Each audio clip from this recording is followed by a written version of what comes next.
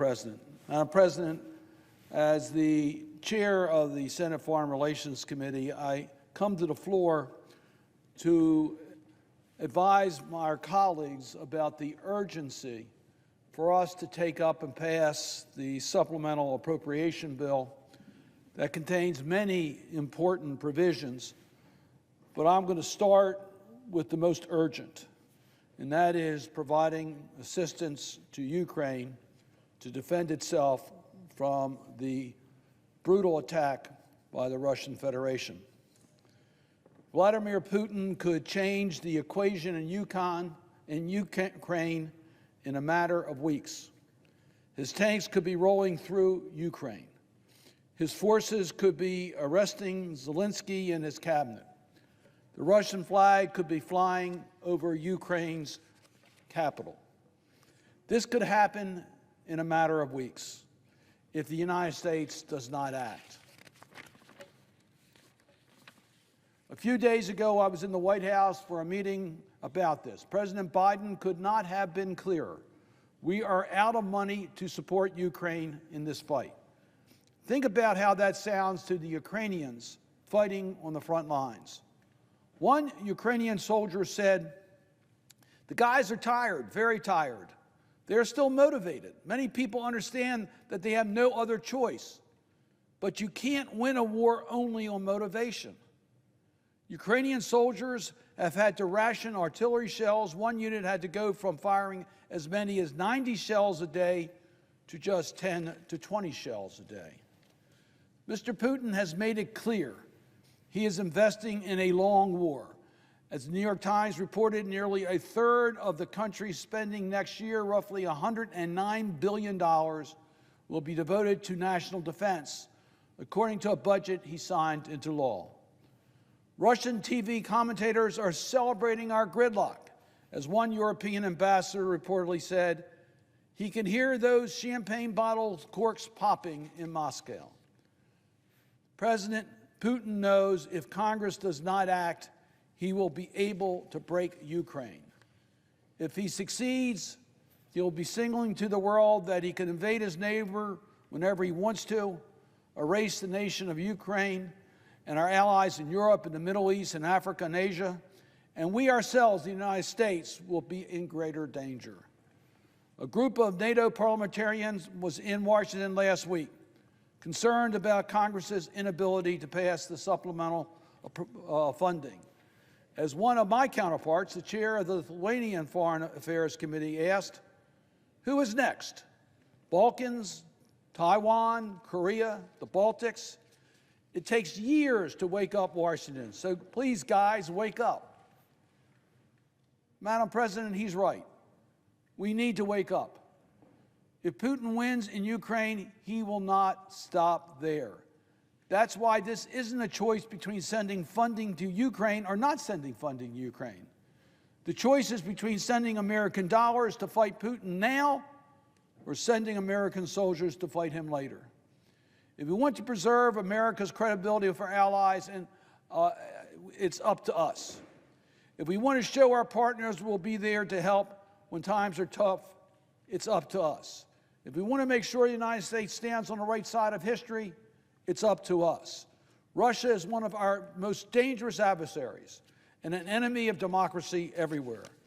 This is money that will strengthen the United States' security.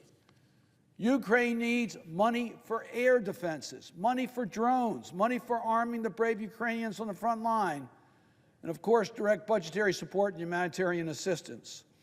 People around the world are depending on the United States for the humanitarian assistance and the supplemental funding requests. Without money for food, children and mothers from Africa to the Middle East to Eastern Europe will go hungry. Mr. President, it's up to us. Madam President, it's up to us. Finally, I want to underline that there is strong bipartisan agreement on the need to support Ukraine. Madam President, we must not let this be the end of Ukraine. We must not give in to Russian aggression.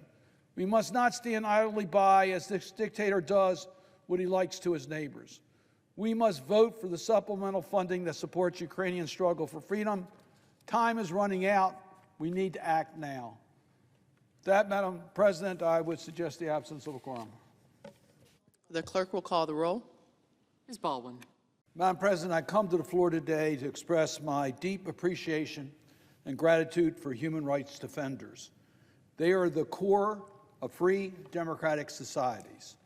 They risk their lives and freedom to hold governments and private sector accountable. They advocate for human rights and political freedom. They protect our environment and fight corruption. Despite very real threats to their lives and safeties, they have achieved incredible victories. Because of their tireless efforts, from Colombia to Mexico, nations across Latin America expanded reproductive rights. Argentina passed a law to prevent gender-based violence online and held perpetrators accountable. The EU reached an agreement to require companies to address the human rights and environmental harms of their operations.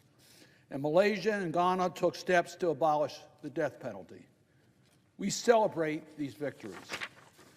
But, Madam President, I also must underline a deep sense of urgency today. Attacks against human rights defenders are on the rise across the globe. Hundreds are killed each year, and thousands more are attacked, threatened, or imprisoned. The Russian investigative journalist that was brutally attacked for exposing human rights abuses in the Northern Caucasus. The Guatemalan judge forced into exile after holding human rights abusers accountable for their actions during the brutal civil war. The taxi driver and human rights defender in Turkmenistan serving a 22-year sentence in a penal colony for documenting the torture of ethnic minorities. The 28-year-old human rights defender in Sudan who was killed along with his parents and his 4 brothers. Or one of the hundreds of human rights defenders killed by armed groups vying for control of Colombia's drug trafficking routes. Not only are attacks growing in scale, today's oppressors use sophisticated surveillance technology to target their enemies, even those living in exile. The United Nations Special Rapporteur on Human Rights Defenders has said, governments claim that all this repression is about national security. In reality, it is about power and money. They want to maintain power so they control information.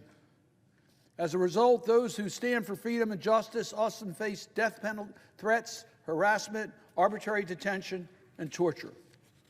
Women human rights defenders and those working on environmental protection, climate change, LGBTQI+ community issues, and indigenous rights face especially high levels of violence.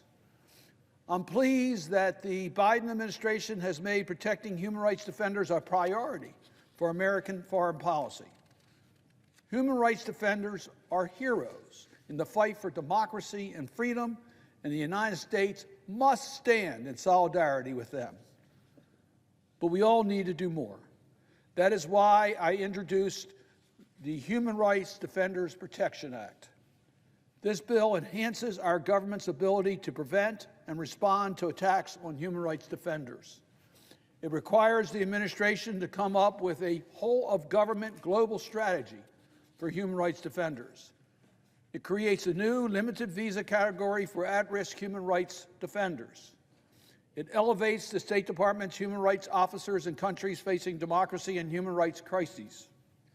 It trains Foreign Service officers on the protection of human rights defenders, and expands fellowships to allow human rights defenders to conduct research, outreach, and exchanges in the United States. Madam President, my grandparents came to America in 1902 from Lithuania, where there were pogroms against Jews across Russia and Eastern Europe. The defense of human rights has always been profoundly important to me and my family. For many decades of my life, the Soviet Union was one of the greatest threats to human rights on earth, and it seemed indestructible. But I remember standing with my wife at the Berlin Wall in 1987, a symbol of the totalitarianism suffering.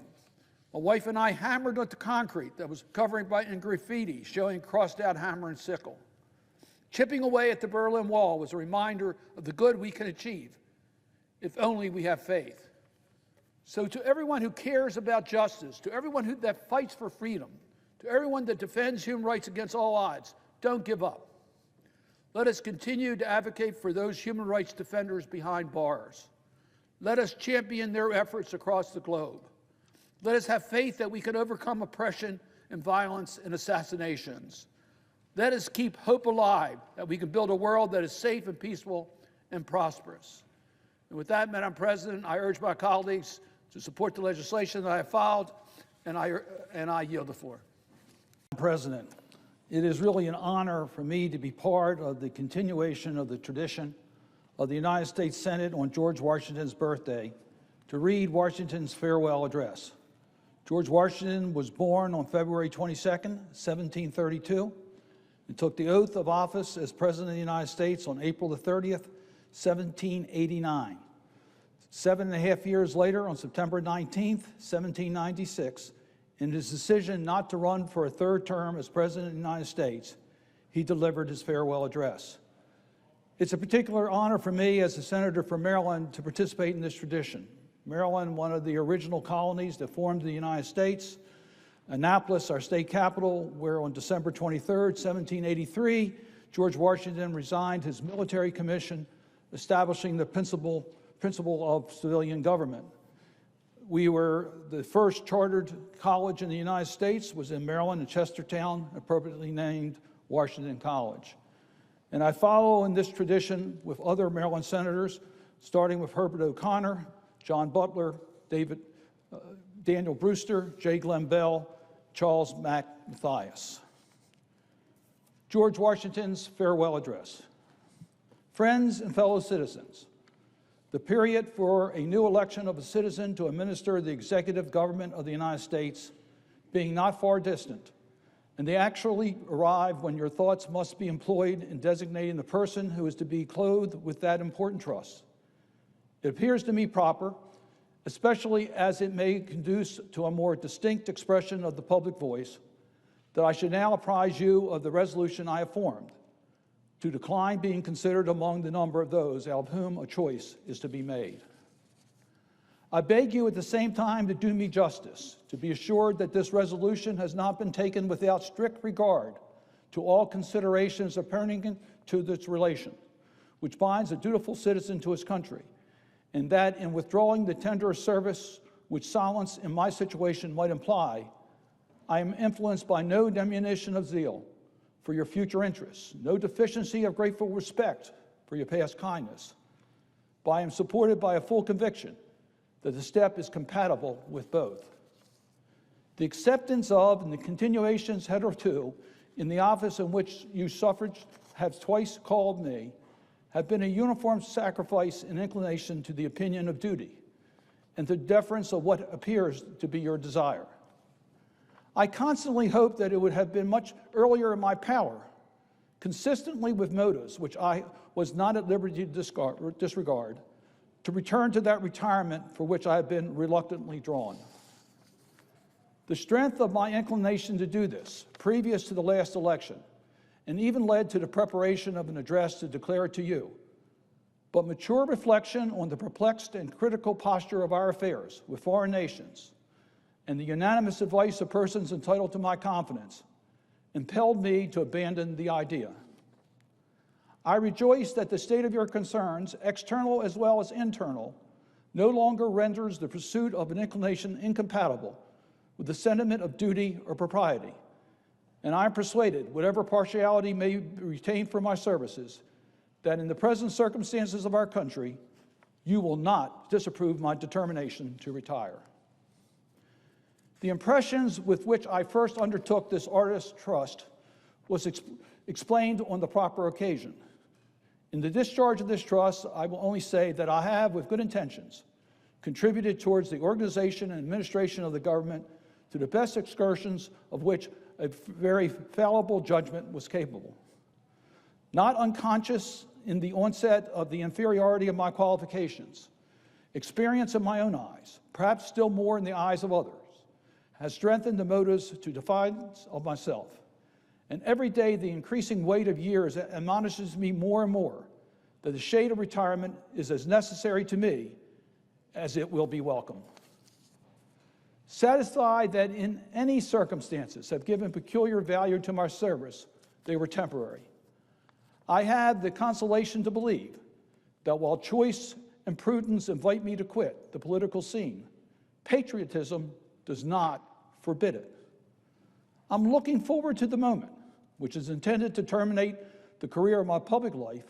My feelings do not permit me to suspend the deep acknowledgement of the debt of gratitude, which I owe to my beloved country, and for the many honors it has conferred upon me, still more for the steadfast confidence with which it has supported me, and the opportunities I have thus enjoyed, and manifesting an inviolable attachment, my services faithful and persevering, though in usefulness unequal to my zeal. If benefits have resulted to our country from these services, let it always be remembered to your praise and as an instructive example in our annals, that under circumstances in which the passions agitated in every direction were liable to mislead, amidst appearances sometimes dubious, vicissitudes of fortune often discouraging, in situations in which not unfrequently one of success has countenanced the spirit of criticism, the constancy of your support was the essential prop of the efforts and guaranteed of plans by which they were effected. Profoundly penetrated with this idea, I shall carry it with me to my grave as a strong incitement to unceasing vows that heaven may continue to you the choicest tokens of the benefits that the union of brotherly affection may be perpetual, that the free Constitution, which is the work of your hands, may be sacredly maintained, that its administration in every department may be stamped with wisdom and virtue, that, in fine, the happiness of the people of these states, under the auspices of liberty, may be made complete by so careful a preservation and so prudent a use of this blessing, as will acquire to them the glory of recommending it to the applause, the affection, and adoption of every nation which is yet a stranger to it. Here, perhaps, I ought to stop, but a solicitude for your welfare, which cannot end but with my life, and the apprehension of danger natural to the solicitude urged me on an occasion like the present to offer you solemn contemplation and to recommend to your frequent review some sentiments which are the result of much reflection, of no inconsiderable observation, and which appear to me all important to the permanency of your felicity as a people. These will be offered to you with the more freedom as you can see in them the disinterested warnings of a parting friend who can possibly have no personal motive to bias his counsel, nor can I forget, as an encouragement to it, your indulgent reception of my sentiments on a former and not dissimilar occasion. Interwoven as the love of liberty and every ligament of your hearts, no recommendation of mine is necessary to fortify or confirm the attachment. The unity of government, which constitutes you one people, is also now dear to you. Is justly so, for it is a main pillar of the edifice of your real independence, the support of your tranquility at home, your peace abroad, of your safety and your prosperity, of the very liberty which you so highly prize. But as it is easy to foresee that, from different causes and from different quarters, much pains will be taken, many artifices employed, to weaken in your minds the conviction of this truth, as this is point in your political fortress against which the batteries of internal and external enemies will be the most constantly and actively, though often covertly and insidiously, directed. It is of an infinite moment that you should properly estimate immense value of your national unity to your collective and individual happiness, that you should cherish a cordial, habitual, and immovable attachment to it, accustoming yourself to think and speak of it as the palliative of your political safety and prosperity, watching for its preservation with jealous anxiety, discountenancing whatever may suggest even suspicion that it can be any event be abandoned, and indignantly frowning upon the first drawing of every attempt to alienate any portion of our country from the rest. Sacred ties which now link together the various parts. For this, you have every inducement of sympathy and interest. Citizens by birth or choice of a common country, that country has a right to concentrate your affections. The name of America, which belongs to you in your national capacity, must always exalt the just pride of patriotism more than the appellation-derived local discriminations. With slight shades of differences, you have manners, habits, and political principles. You have in a common cause fought and triumphed together. The independence and liberty you possess are the work of joint councils and joint efforts, of common dangers, sufferings, and successes. But these considerations, however powerfully they address themselves to your sensibility, are greatly outweighed by those which apply more immediate to your interests. Here, every portion of your country finds the most commanding motives for carefully guarding and preserving the union of the whole. The North, in an unrestricted intercourse with the South, protected by equal laws of a common government, finds the production of the latter great additional resources of maritime and commercial enterprise and precious materials of manufacturing industry. The South, in the same intercourse, benefiting by the agency of the North, sees the agricultural growth and its commerce expanded. Turning partly into its own channel, the seamen of the North, it finds in particular navigation invigorated, while it contributes in different ways to nourish and increase the general mass of the nation's navigation. It looks forward of a maritime strength to which itself is unequally adapted. The East, in a like intercourse with the West, already finds in the progressive improvement of interior communications by land and water, will more and more find a valuable vent for commodities, which it brings from abroad or manufactures at home. The West derives from the East supplies requisite to its growth and comfort. And what is perhaps of still greater consequences, it must of necessity owe the secure enjoyment of indispensable outlets for its reductions to the weight, influence, and future maritime strength of the Atlantic side of the Union, directed by an indissoluble community of interest as one nation. Any other tenure by the West can hold this essential advantage, whether derived from its own separate strength or from the apostate of unnatural connections with any foreign power, must be intrinsically precarious.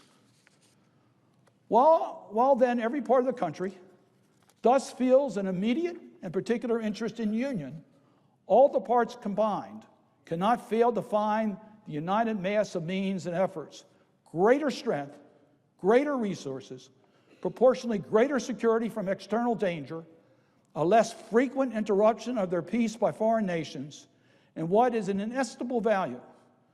They must derive from union an exemption from the broils and wars between themselves, which has so frequently afflicted neighboring countries not tried together by the same government, which their own rivalships alone would be sufficient to produce, but which opposite foreign alliances, attachments, and intrigues would stimulate and embitter.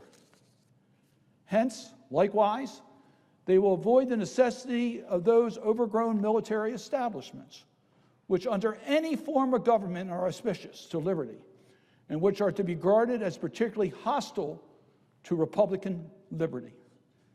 In this sense, it is that your union ought to be considered as a main prop of your liberty, and that the love of one ought to endure to you the preservation of the other. These considerations speak a persuasive language to ever-reflecting and virtuous mind, and exhibit the continuation of the Union as a primary object of patriotic desire. Is there a doubt whether a common government can embrace so large a sphere? Let experience solve it. To listen to mere speculation in such a case were criminal. We are authorized to hope that a proper organization of the whole, with the auxiliary agencies of government for the respective subdivisions, will form a happy issue to the experiment. It's well worth a fair and full experiment.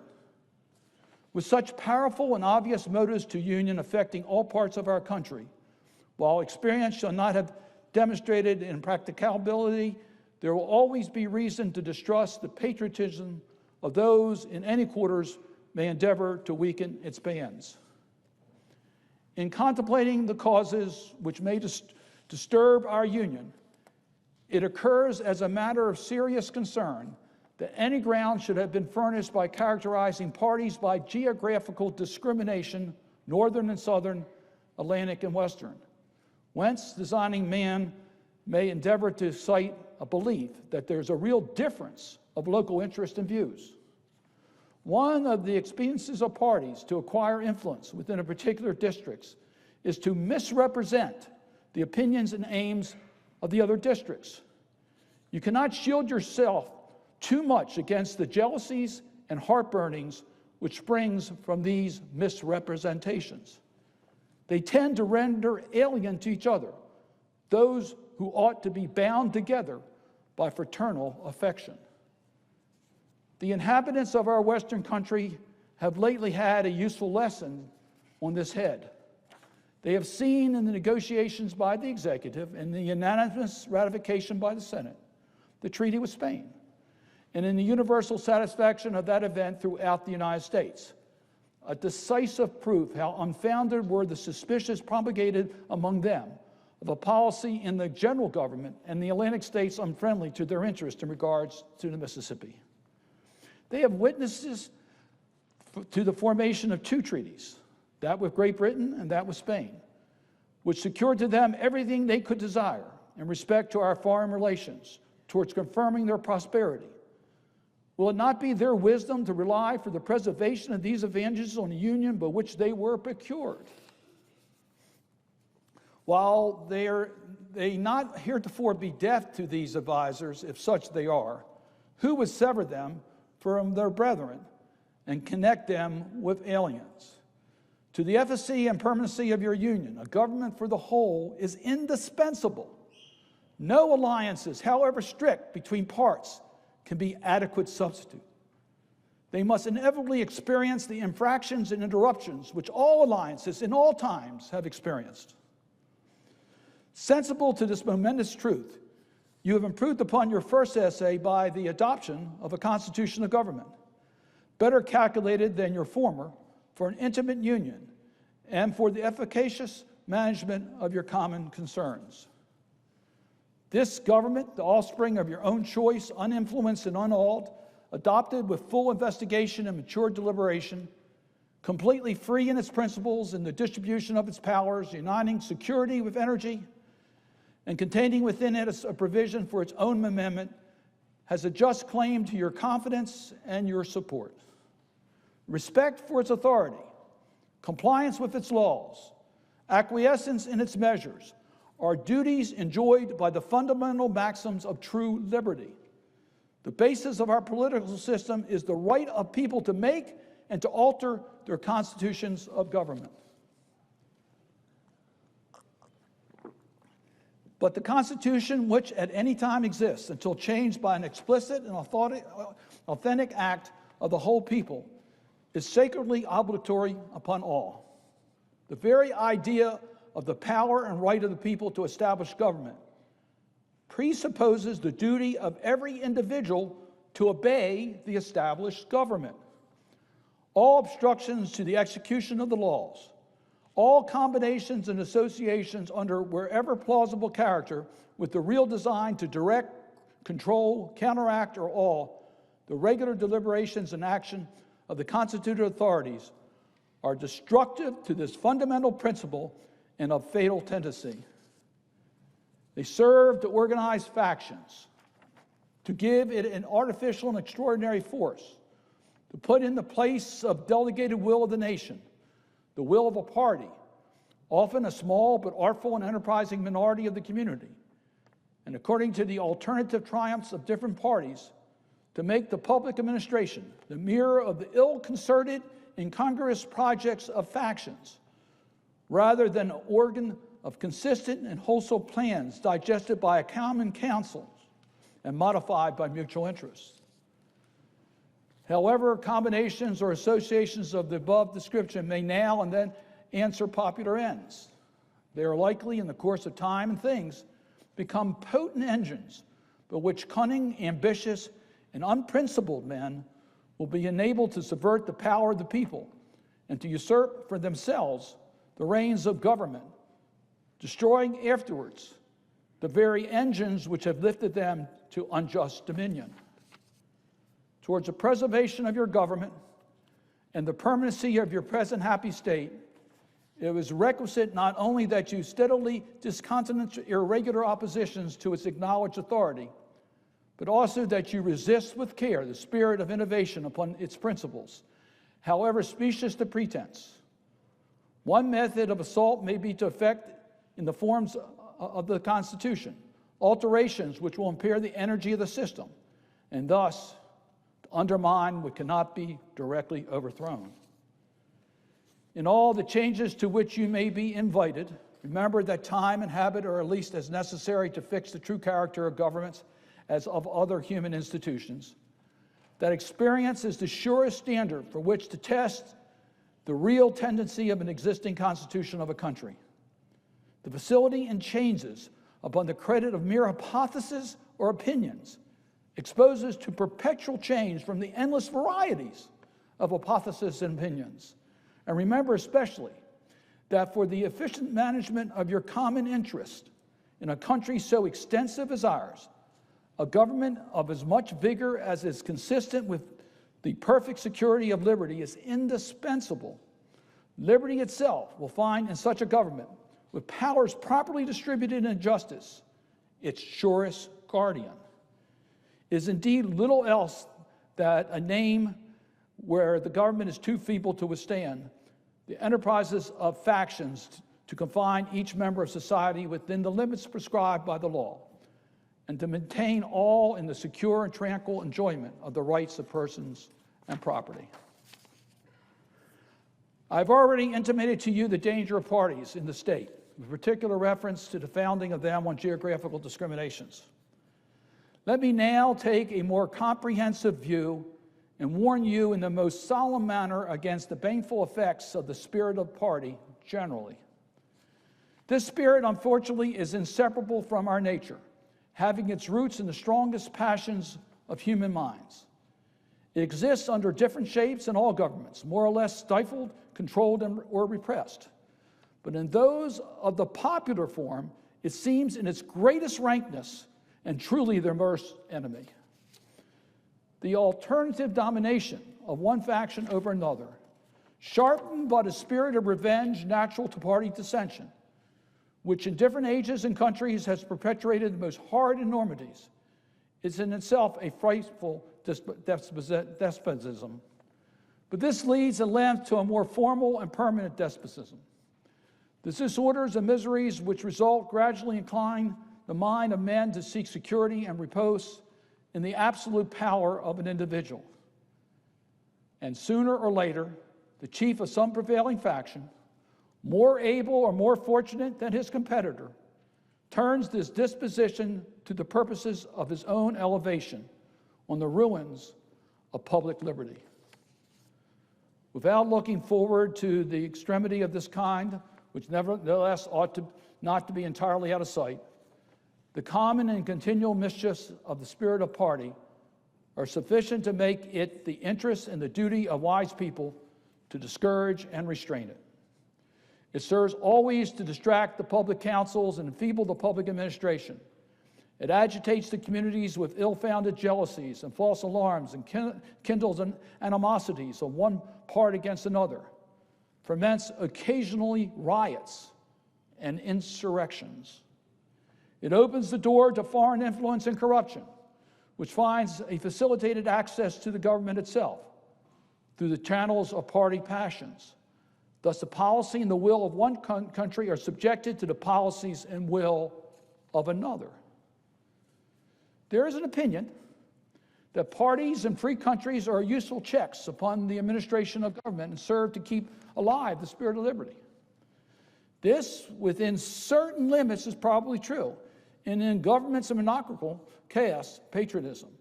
But look with indulgence, if not with favor, upon the spirit of party. But in those of the popular character in governments, purely elective, it is a spirit not to be encouraged.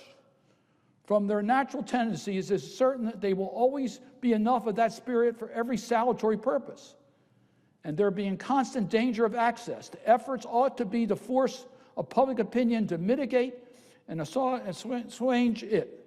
A fire not to be quenched. It demands a uniform vigilance to prevent it bursting into flames, lest instead warming it should consume. It's important likewise that the habits of thinking in a free country should inspire caution in those entrusted with its administration to confine themselves within their respective constitutional spheres, avoiding in the exercise of the power of one department to encroach upon another. The spirit of encroachment tends to consolidate the powers of all departments in one, and thus creates, whatever the form of government, a real despotism.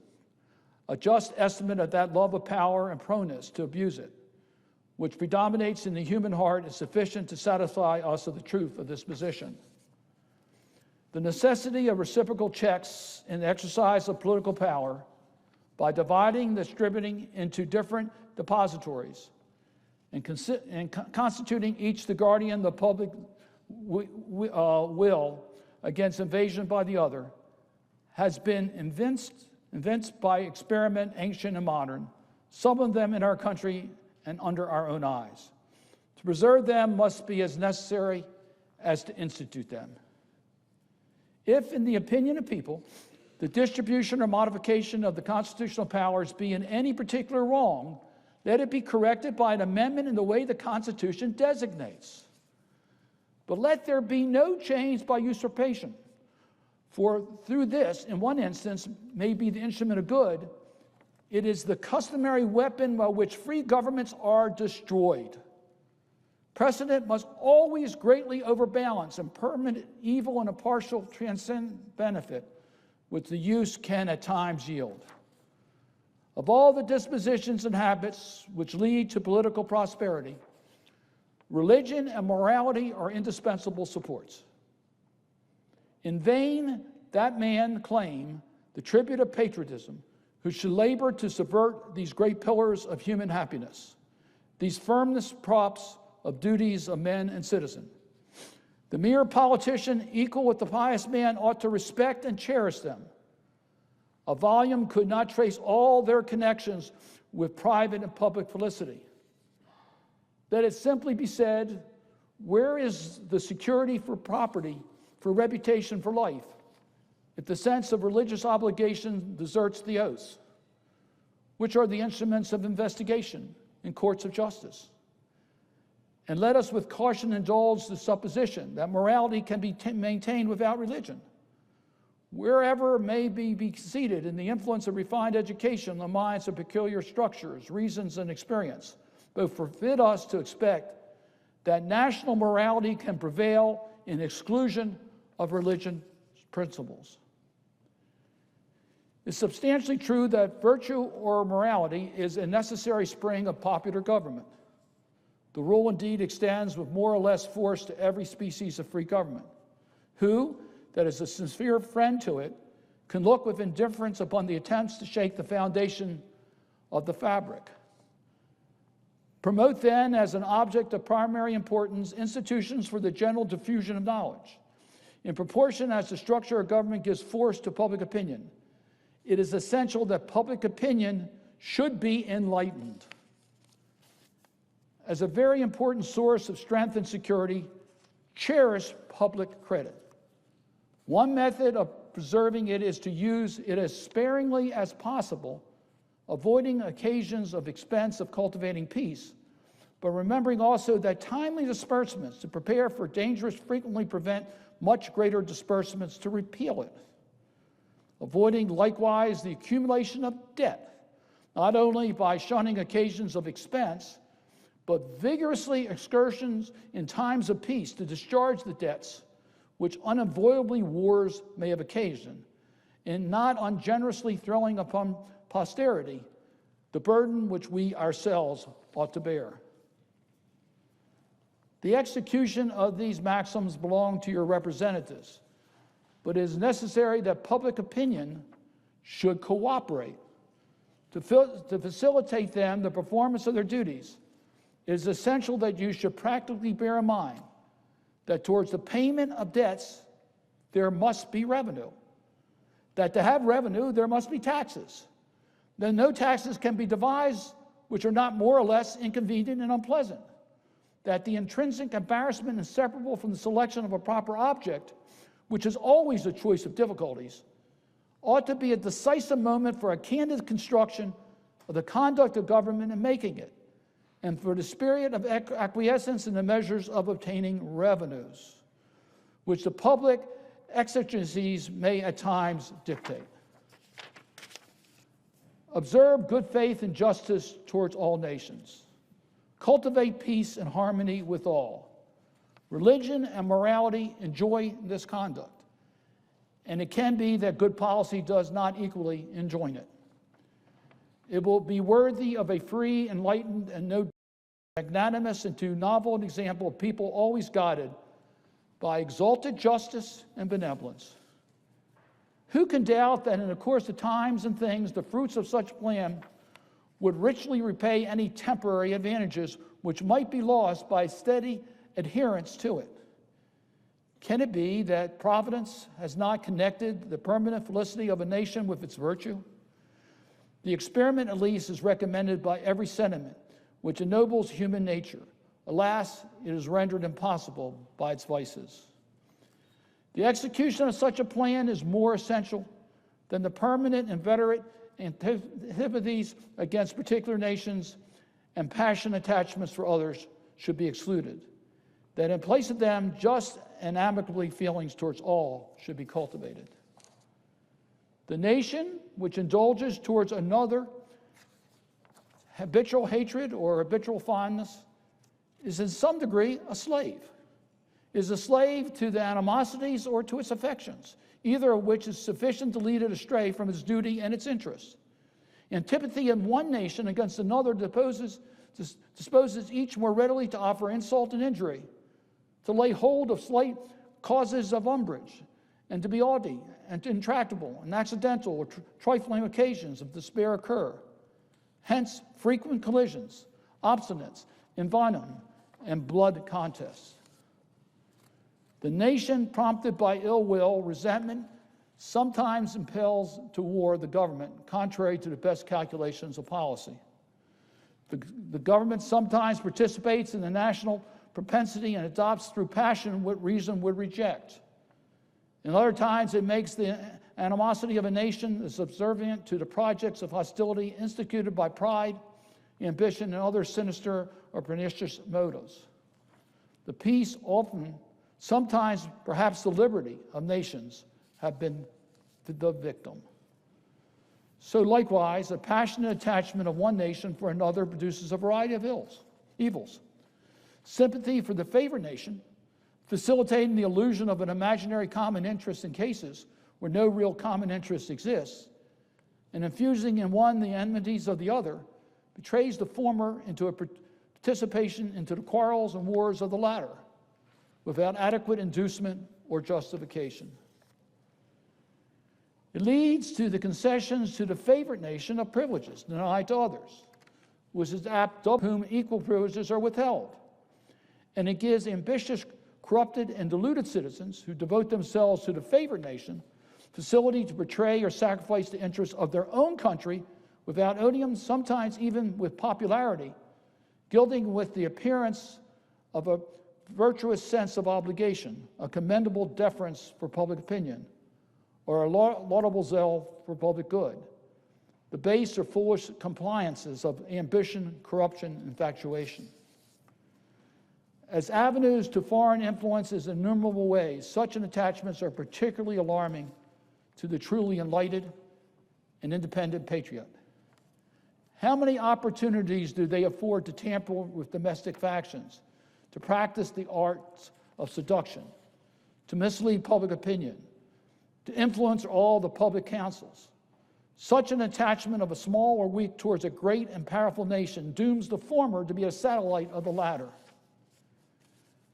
Against the insidious wills of foreign influence, I conjure you to believe me, fellow citizens. The jealousy of free people ought to be constantly awake, since history and experience prove that foreign influence is one of the most baneful foes of Republican government. But the jealousies to be useful must be impartial, else it becomes the instrument of the very influence to be avoided, instead of the defense against it. Excessive partiality of one nation and excessive dislike of another causes those whom they actuate to seek danger only in one side and serve to veil and even second the arts of influence on the other. Real patriots who may resist the intrigues of the favorite are liable to become suspected and odious, while its tools and dupes usurp the applause and confidence of the people to surrender their interests. The great rule of conduct for us in regards to foreign nations is to, in extending in commercial relations, to have with them as little political connection as possible. So far as we have already formed engagements, let them be fulfilled with perfect good faith. Here, let us stop. Europe has set a primary interest which to us have none or very remote relation.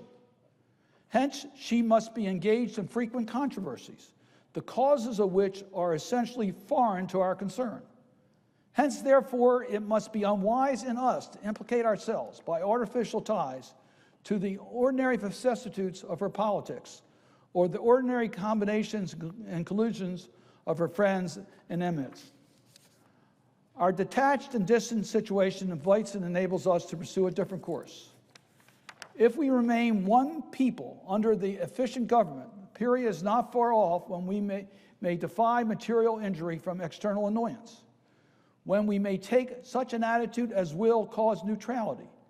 We may at that time resolve upon to be scrupulously respected, when belligerent nations, under the impossibility of making acquisition upon us, will not lightly hazard the giving us provocation, when we may choose peace or war, as our interests guided by justice shall counsel. Why forego the advantages of such a peculiar situation? Why quit our own to stand upon foreign ground? Why, by interweaving our destiny with that of any part of Europe, entangle our peace and prosperity to the toils of Europe, ambition, rivalry, interest, humor, or caprice? It is our true policy to steer clear of permanent alliances with any particular portion of a foreign world, so far as I mean as we are now at liberty to do it. For let me not be misunderstood as capable of patronizing infidelity to existing engagements. I hold the maximum, no less applicable to the public than private affairs, that honesty is always the best policy. I repeat, therefore, let those engagements be observed in their genuine sense. But in my opinion, it is unnecessary and unwise to extend them. Taking care always to keep ourselves by suitable establishments on a remarkable defensive posture, we may safely trust to temporary alliances for extraordinary emergencies. Harmony, liberal intercourse with all nations are recommended by policy, humanity, and interest.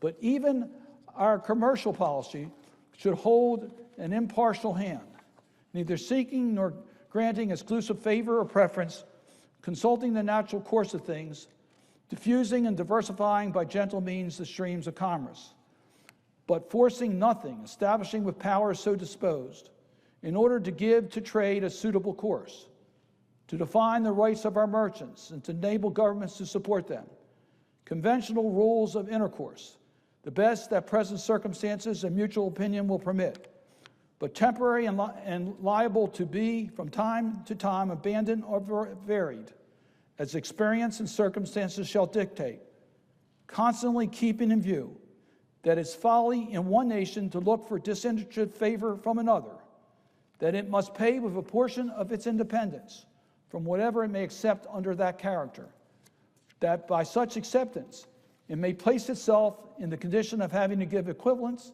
for nominal favors, and yet of being reproached with ingratitude for not giving more. There can be no greater error than expect or calculate with real favors from one nation to another. It is an illusion which experience must cure, which a just pride ought to discard. In offering to you, my countrymen, these counsels of an old and affectionate friend, I dare not hope they will make the strong and lasting impression.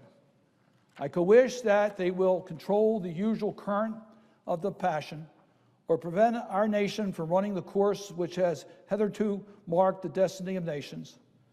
But if I may even flatter myself that they may be productive of some partial benefit, some occasional good, that they may now and then recur to moderate the fury of party spirit, to warn against the mischiefs of foreign intrigue, to guard against the impostures of pretended patriotism. This hope will be full recompense of my solicitude for your welfare by which they have been dictated. How far in the discharge of my official duties I have been guided by the principles which have been delineated, the public record, and other evidence of my conduct must witness to you and to the world. To myself, the assurance of my own conscience is that I've at least believed myself to be guided by them. In relation to the still subsiding war in Europe, my proclamation of the 22nd of April, 1793, is the index of my plan, sanctioned by your approving vote, and by that your representatives of both houses of Congress. The spirit of that measure has continually governed me, uninfluenced by any attempts to deter or defer me from it.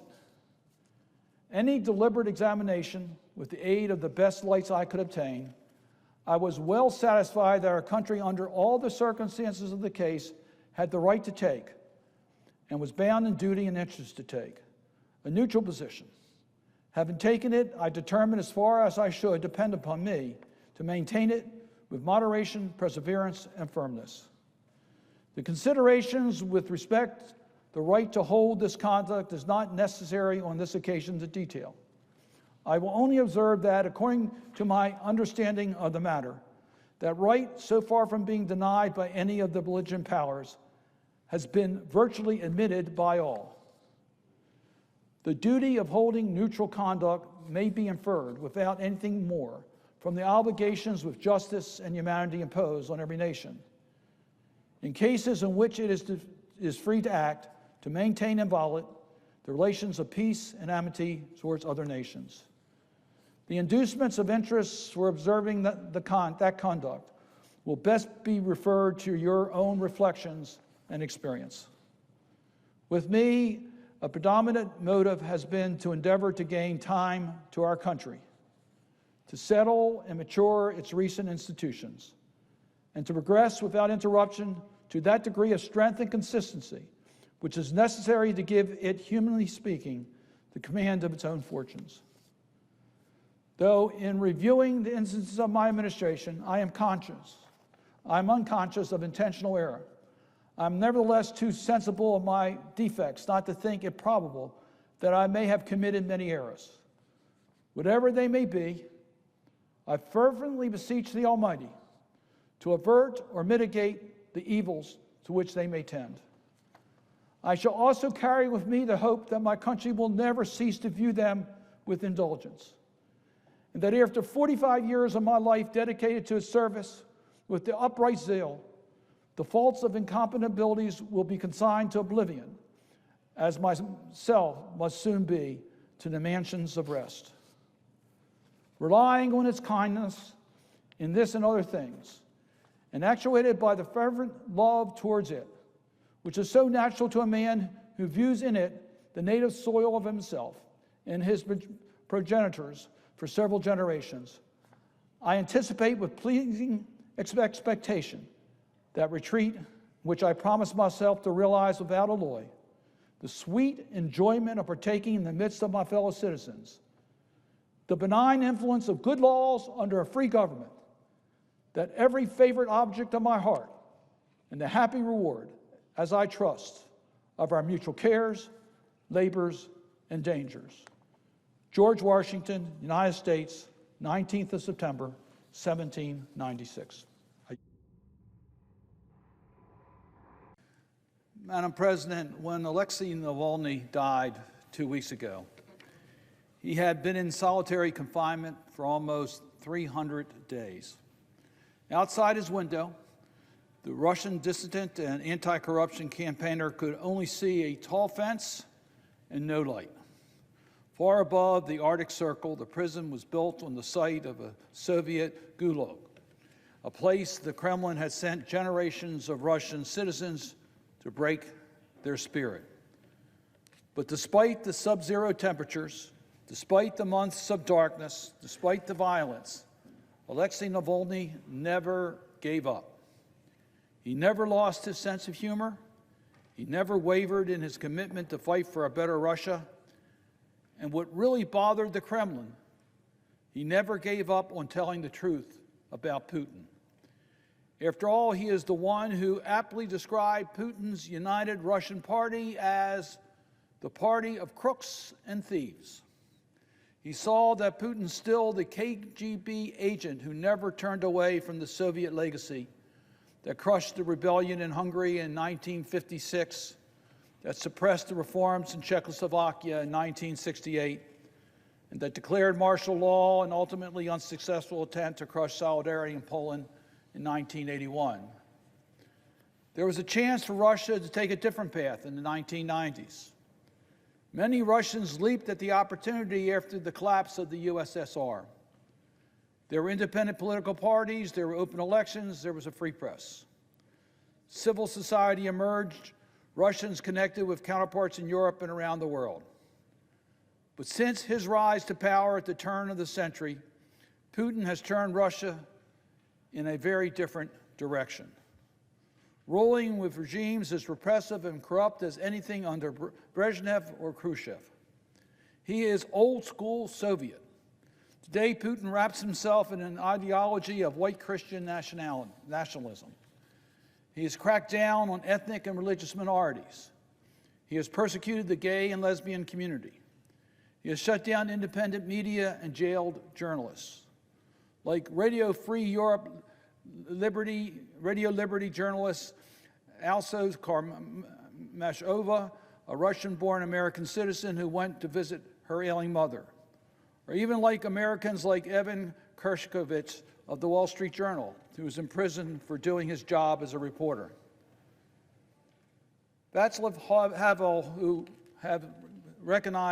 would recognize these Soviet tactics. He was the playwright, a descendant, of course, later president of the Democratic Republic of Czech. He wrote in the Washington Post, "I come from a country where as late as the mid-1989, when all around us totalitarian icebergs were crackling and thawing, I was in prison. Yet by the end of that same year, I was elected president of the free Czechoslovakia." Long before that, Havel wrote a famous essay, "The Power of the Powerless." In it, he explained that dictatorial regimes are mortally afraid of the courageous individuals who speak up for their rights, who tells the truth when the regime is telling lies. Havel could have been writing about Alexei Navalny. The Putin regime is a house of cards built on corruption and violence. I was in Germany earlier this month at the Munich Security Conference when the news of Navalny's death broke. I met with his widow, Yulia, who spoke movingly about her husband's death. I wanted to convey condolences and demonstrate solidarity with her at a painful time. Despite Putin's continuing threats, she is not afraid, and she is committed to continuing her husband's mission.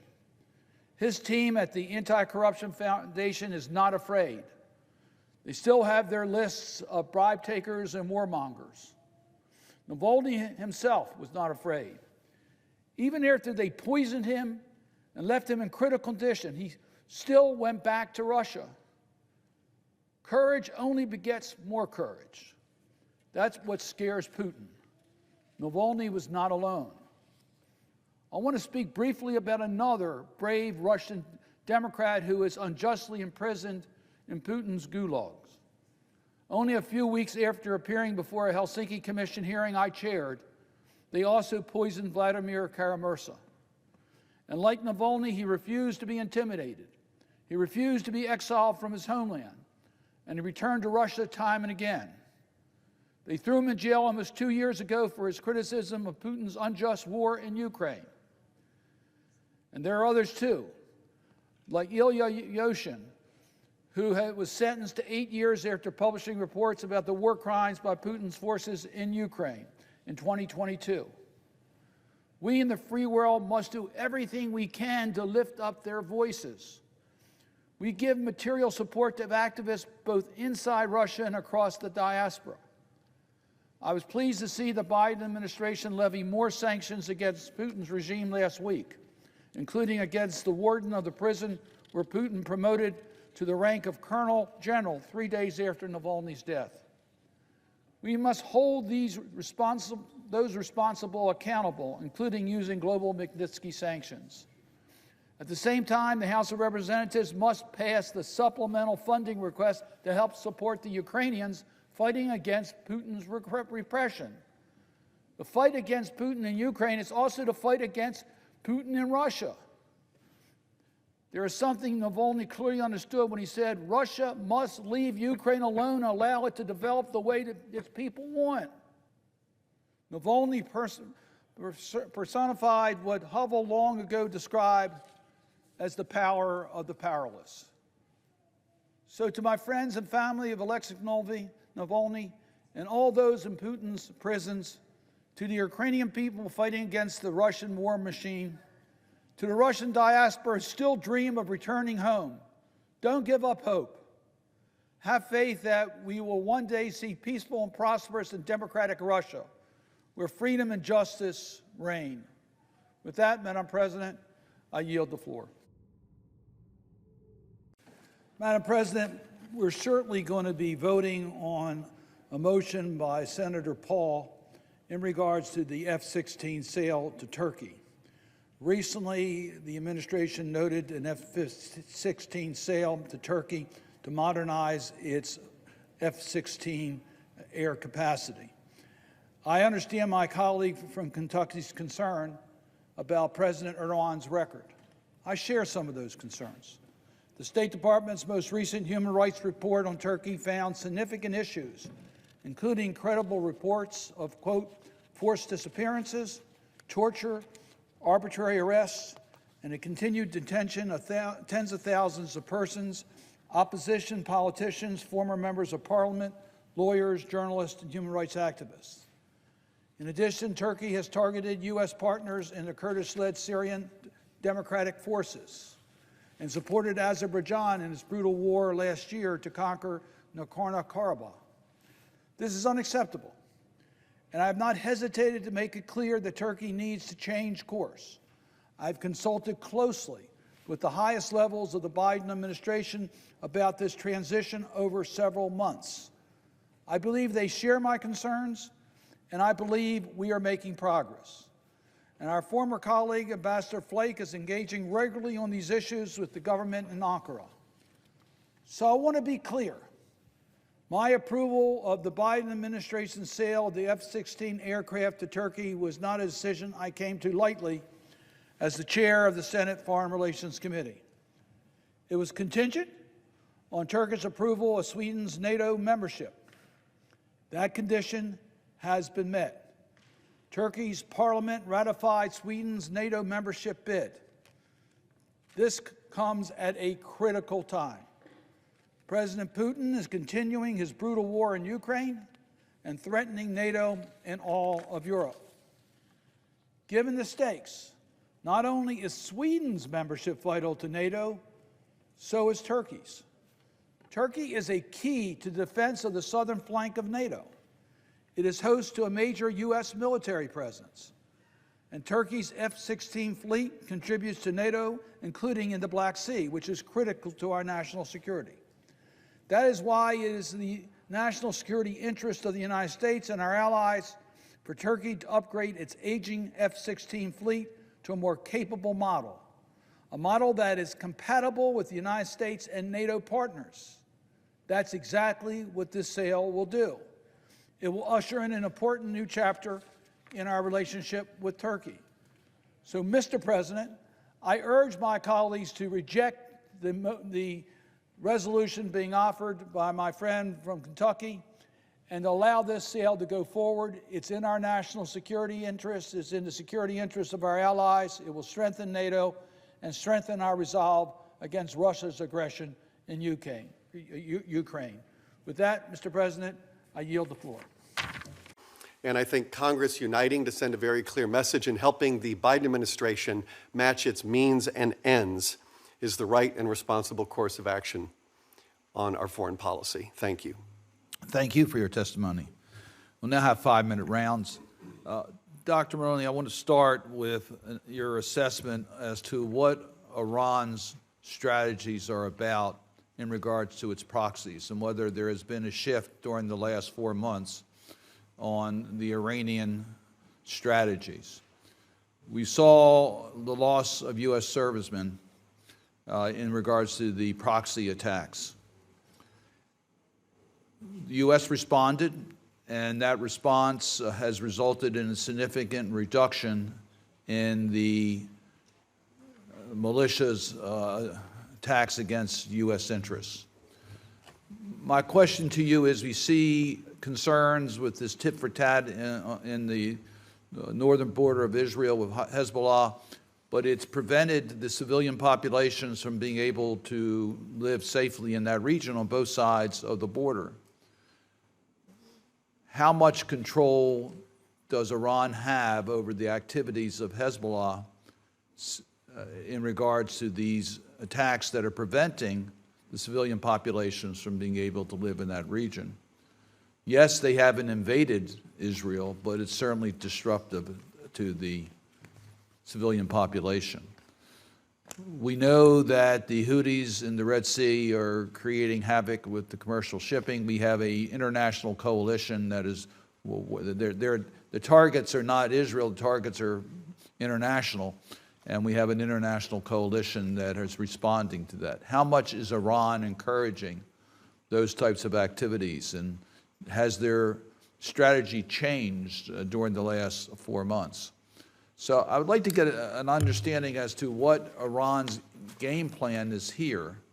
We've been told they don't want to get into direct conflict, but they certainly are enabling a significant amount of challenges in the region that could escalate the conflict.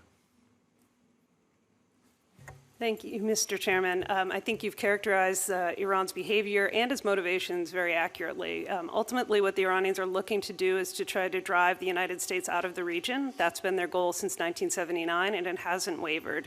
But they adapt over time, they look for opportunities, and they often try to test the resolve of the American leadership. And so what we've seen since October 7th is the Iranians stepping up the tempo in hopes of creating more pressure from within the United States to pull American troops out of those places where they are currently stationed. They have also sought to try to further delegitimize Israel and to put additional pressure on Israel and to create doubt within the Israeli public. They watch very closely the domestic politics, and they are seeking to take advantage of that as well. I think they recognize that they're outmatched by the United States and by Israel, and so that they're very hesitant to get into a direct conflict, but they will push the envelope because that they presume that our willingness to push back is less than theirs, and our willingness to take risks is less than theirs. With respect to Hezbollah and the Houthis, they have very long-standing and organic relationships. They are not puppets of Iran by any stretch of the imagination. They have a considerable amount of strategic autonomy, but they also have shared interests. And I think that there's nothing that Hezbollah nor the Houthis have done that is in any way opposed to what the Iranians would like them to be doing. It has been successful to date. I think in terms of how to secure the northern border of Israel, the diplomacy that Amos Hochstein is engaged in is the best prospect that we have to try to enforce the UN Security Council. In regards to that, that's an area of immediate interest because he's trying to get Hezbollah to pull back and to have a safe zone so that the civilian populations can return to the border areas. How much is Iran influencing those decisions by Hezbollah as to whether to respond to the actions to get them to move off the border, recognizing that Israel at any time could be taking kinetic action on their own? Well, Iran has an interest in trying to preserve Hezbollah as a deterrent against any future Israeli action against Iran's nuclear program. And so I think that's why Hezbollah has been both reluctant to get too far into the fight, as well as at least somewhat open to diplomacy under the current circumstances. Pulling Hezbollah back from the border has been a requirement since the 2006 war. They have not respected it. The international community has not enforced it. And if we're able to do so through diplomacy, then we have a better prospect of ensuring that Israel doesn't face the same level of devastating attacks from the north. Thank you. Senator Risch.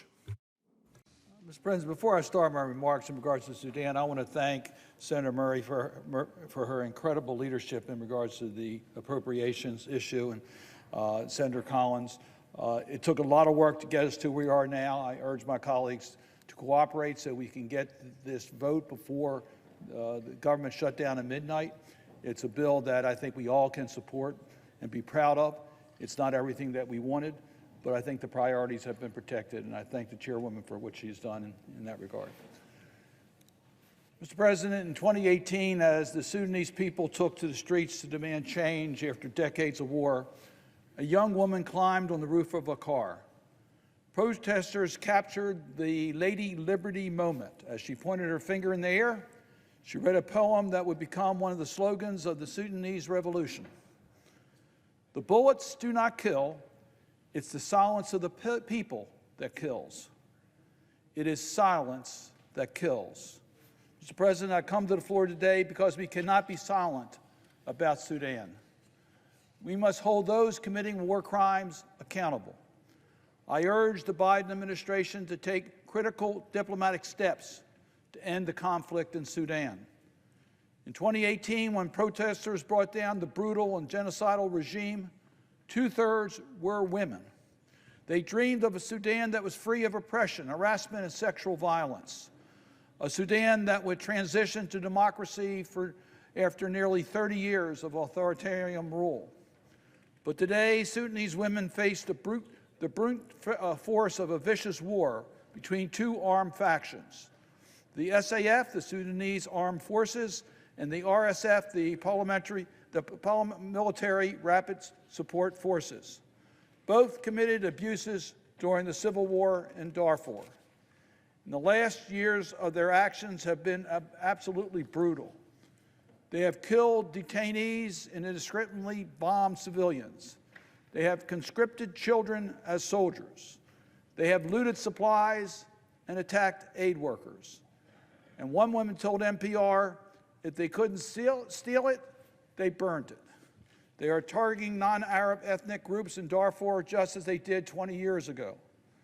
Last month's videos emerged of troops chanting ethnic slurs as they paraded the streets holding decapitated heads. According to the United Nations, 15,000 people were killed in just one attack. More than 8 million people have fled their homes. 25 million, including 14 million children, need humanitarian assistance. In addition, Sudanese women face the widespread use of rape as a weapon of war. A 21-year-old survivor said, "I can't even count how many times I've been raped." Diplomatic efforts to end the conflict have failed. Ceasefire after ceasefire has been violated. In fact, the violence has intensified. Last December, I called for a special envoy for Sudan in Senate Concurrent Resolution 24. I'm pleased to see that the Biden administration has named former Congressman Tom Perrelli as our special representative. I strongly urge the administration to fully staff his office as quickly as possible so that Mr. Perrelli can hit the ground running. We've lost too much time as it is. Mr. Perrelli has 4 Herculean tasks ahead of him. First, he must establish a single diplomatic forum to negotiate a ceasefire. We need one effort that involves Africa, Middle Eastern, and European partners, along with partners from multilateral organizations. Second, he must bring warring parties to the table. The United States has imposed sanctions on the SAF and RSF. We need others to join us as we pursue additional targets. We must make it clear to the parties and their foreign backers that the cost of a continued conflict is higher than the cost of coming to the negotiating table. In the past, Middle Eastern nations Turkey and even Russia have picked sides in Sudan. A recent United Nations report found evidence that the UAE was giving arms to RSF. And according to the Sudanese and regional diplomatic sources, Egypt is helping the SAF. We must be clear. No nation should be providing arms or supports to these groups. Third, the special envoy must galvanize the humanitarian response. The SAF is blocking cross-border humanitarian assistance from Chad. And there are reports that they're obstructing assistance to areas controlled by the other side. That must end. At the same time, it is a moral stain on the international community that the UN appeal for Sudan is funded at just 4%. The United States is by far the biggest donor. We put our money where our mouth is. Partners with interests in Sudan, including neighboring countries, and especially those in the Gulf, need to do the same. Finally, the special envoy must start the conversation about addressing impunity once and for all. Last year's International Criminal Court announced an investigation into war crimes and crimes against humanity. The United Nations Human Rights Council established an independent fact-finding mission to investigate abuses. On December 6, Secretary Blinken announced he had determined that members of the SAF and the RSF had committed war crimes, and that the RSF and allied militias have committed crimes against humanity and ethnic cleansing. Mr. President, the sad truth is, what is happening in Sudan is a large part as a result of the lack of accountability for previous abuses. Many of those involved in today's conflict committed war crimes in the past and were never held accountable. Maybe things would be different if former dictator al-Bashir had been tried at The Hague. Maybe the SFF would have reformed if high-ranking officials had been held accountable for their atrocities. Maybe the RSF would not exist if the Janjaweed had been accountable for their crimes in Darfur. Maybe General Hamati had not been getting flown into an Emirati jet and welcomed Africa heads of state, things might be different. And one thing is for sure, such crimes must not go unpunished. As chair of the Senate Foreign Relations Committee, I will continue to fight for justice and a resolution of this conflict. So those who continue to commit war crimes in Sudan know that we will keep fighting to bring you to justice, no matter how long it takes. To the women and the young people across the Sudan who dream of an inclusive political process with civilians in the driver's seats, do not give up hope. And to the international community, those in the United States who value human life and dignity, now is the time to step up.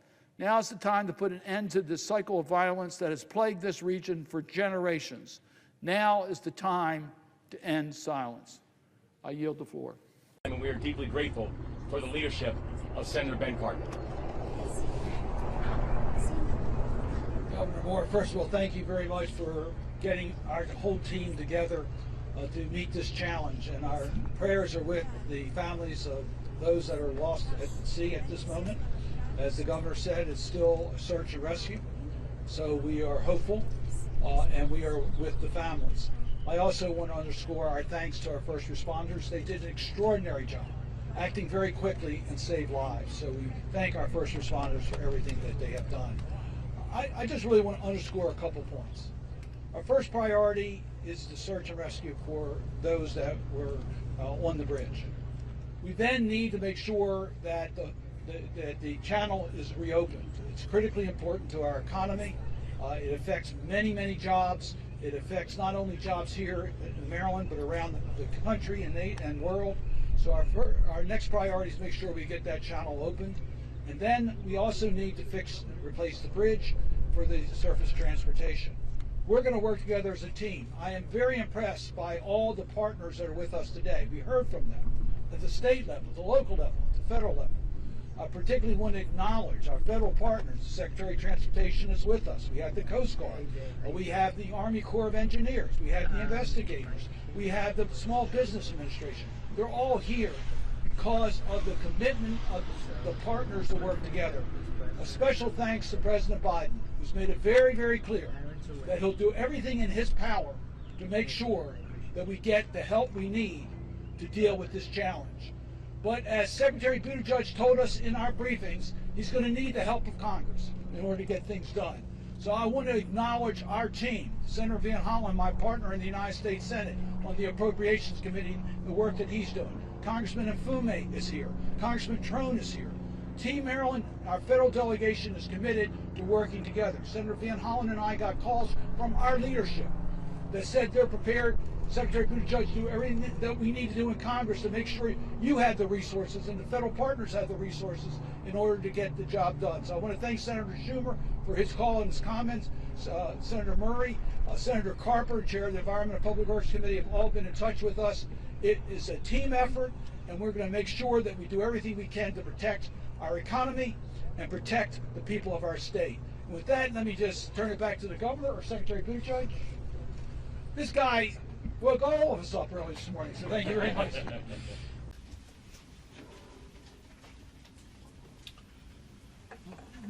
Senator Ben Cardin, first let me express our deepest condolences to the families of the victims of this horrible tragedy. And I also want to personally thank all the first responders. I had a chance to see firsthand some of the diving activities, and it was extremely challenging, to say the least. And we know that the quick action of our first responders saved lives by keeping vehicles off the bridge before it collapsed. So I really want to congratulate our first responders. When you have a catastrophic event like this that affects transportation infrastructure that's critically important to our community and to our region, the federal government comes to your help. And we are asking the federal government to help us through this crisis. President Biden has responded in a very direct way. We are very confident that we will get the immediate attention that we need, thanks to the Biden administration and our federal partners. We also will need the help of the Congress. Senator Van Hollen and I will be working with our entire congressional delegation to make sure that we provide the necessary authorization, support, and resources to make this recovery complete and that we can move as quickly as possible. Make no mistake about it, our top priority is to get the shipping lane open. We recognize that every day it's closed, the impact it has not just on Baltimore and our economy, and the state economy, but in our country, and affects the global supply chain. And we recognize that we have to move with dispatch in regards to opening the channel. We are also working today on a replacement bridge so that we can also have those plans in place and have the tools and resources available so that we can reconstruct the bridge as quickly as possible. First priority, open the shipping lanes, let us replace the bridge, and we appreciate the fact that the federal government will be there every step of the way. Senator Van Hollen.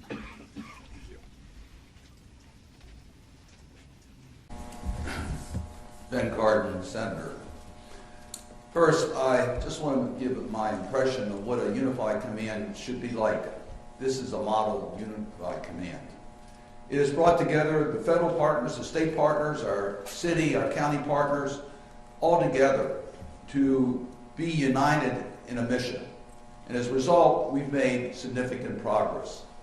I want to join the governor first in acknowledging our thoughts and prayers with those 6 that lost their lives and our commitment to bring closure. That has always been our priority, and we will continue until closure is brought. Our priorities are to open the channel and to replace the bridge. Governor Moore, I want to thank you for your extraordinary leadership in this state. You have brought us all together with a mission, and you've inspired us that we will not rest until we accomplish that mission. We're going to get it done, and we're going to get it done safely. Admiral, I can't thank you enough in regards to what the Coast Guard has done, and Colonel, in regards to the Army Corps. Our partners have been here. I'm frequently asked from our federal congressional delegation, will the federal government be there with the resources that Baltimore needs? Well, look at what resources have already been made available to Baltimore. The Army Corps has had the expertise of federal agencies. They've had the money, they've had the resources, they've had the equipment. President Biden has made sure that will be done. We have the resources necessary to deal with the mission of cleaning up the channel.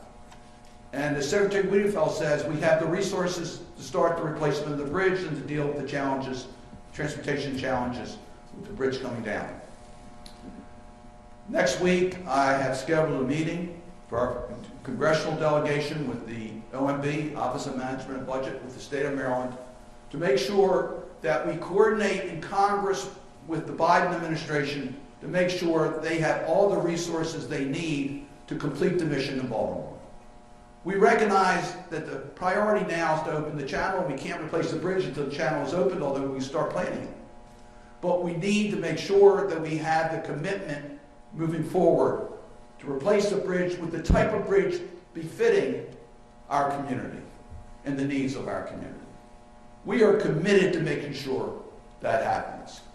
I want to talk a little bit about Trade Point Atlantic because they're making some modifications today that will help us in transition because that's before the bridge.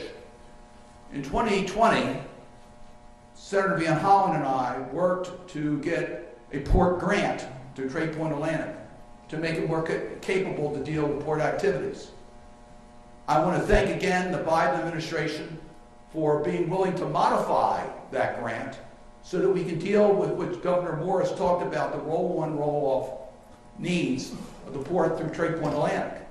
It's that type of flexibility, it's that type of action that is allowing us to try to mitigate the severe damage to our economy and the regional economy as a result of the channel being blocked.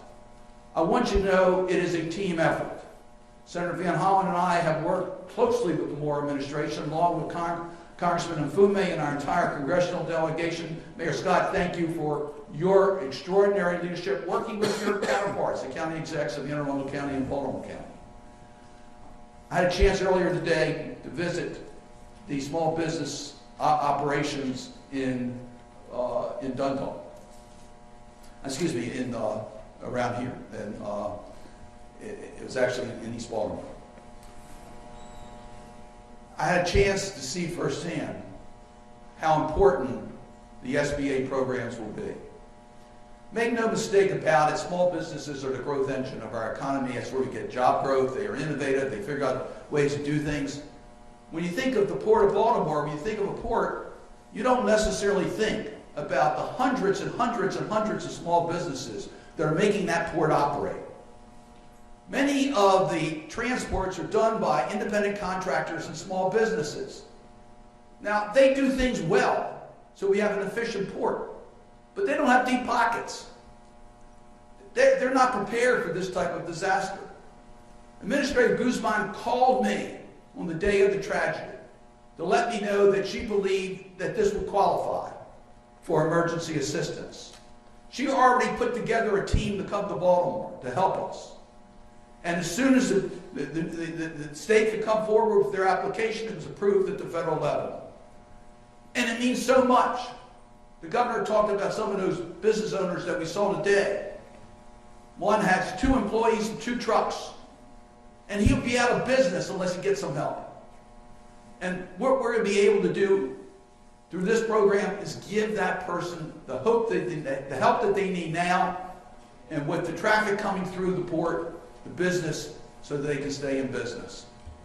So this has been a team effort. Our federal congressional delegation, Governor, is with you.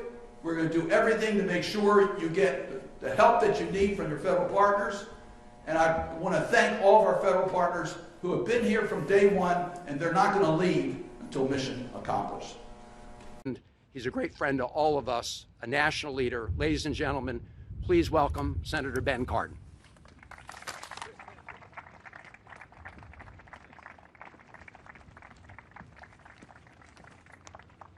First, let me thank Senator Van Hollen for his extraordinary leadership on this issue and so many issues that affect the people of Maryland. He's a great partner for me to have in the United States Senate. We all have been in various stages of grieving during the last week and a half. This has been a tough time. I want to first thank our first responders. They saved lives. 6 of our fellow Marylanders went to work on that day. They went to work to help build our infrastructure, make our roads safer, make America stronger, and to provide the resources for their families. They did not return. They lost their lives. Our prayers, our thoughts are with the families, and we will always be there. President Biden made it clear from the beginning that he would be with the people of Maryland every step of the way. Thank you, President Biden. Thank you for giving us what we needed at that moment and every day since, and continue to provide the support we need to recover from this catastrophic event. You established the unified command. You've heard my colleagues talk about this unified command. It is something that none of us had ever seen really put up the way it was. We had the experts on every subject, but working together to complete the mission, to open our channel, to rebuild the bridge, to take care of the people and businesses impacted. This unified command led by our Coast Guard, our Army Corps of Engineers, Team Maryland, Governor Moore, what an extraordinary leader he's been during this event. We thank him for that. Mayor Scott in Baltimore, the work that he has done. County Executive Oshesky in Baltimore County, the work that he has done. County Executive Pittman in Anne Arundel County. It's been a team effort. As a result, we've made a lot of progress. And you heard the announcements today in regards to opening the channel, and we're already planning for the replacement of the bridge. Thank you, Mr. President, for making that possible by providing the resources and the personnel without delay so we can make this type of progress. I also want to thank my colleagues in Congress on both sides of the aisle who have contacted us and offered their support. When you have a catastrophic event to a critical infrastructure, we come together as a nation, and we will come together as a nation to make sure we do what is right. The key bridge, the Port of Baltimore critical infrastructures. Port of Baltimore, the third largest that we have, handles $80 billion of import-export every year. This is port powerhouse, and we know that, the impact it has. 8,000 direct jobs, thousands of more jobs are related to the Port of Baltimore. The impact on our community and our nation, President Biden understands that. From the auto dealers that depend upon the autos that are rolling off the ships here in Baltimore, to the workers that depend upon the plywood, the paperboard, construction equipment, aluminum, iron, steel, lead, animal feed, nickel, zinc, lead, and the list goes on and on and on that comes through the Port of Baltimore. This is affecting our entire country. President Biden knows this bridge. He's our neighbor from Delaware. He drives on that bridge. He understands the importance of it. And he also knows the importance of this bridge and our channel to our nation. He has made it clear that we will get all the resources we need to cover the needed costs for reconstructing the bridge. As has been pointed out, we've already received the emergency relief funds that have helped us get started. Now, I know there is a lot of talk about third-party liability and insurance. We will hold everyone responsible for the damages they've caused and the insurance proceeds, etc. That will help our taxpayers. But I want to thank the Biden administration for understanding we can't wait for those dollars. We got to go to work now to make sure that we get the channel opened and the bridge reconstructed. In the 70 years, we've seen an incredible increase in capacity in our channel, in our roads, of about 3,000%. Our community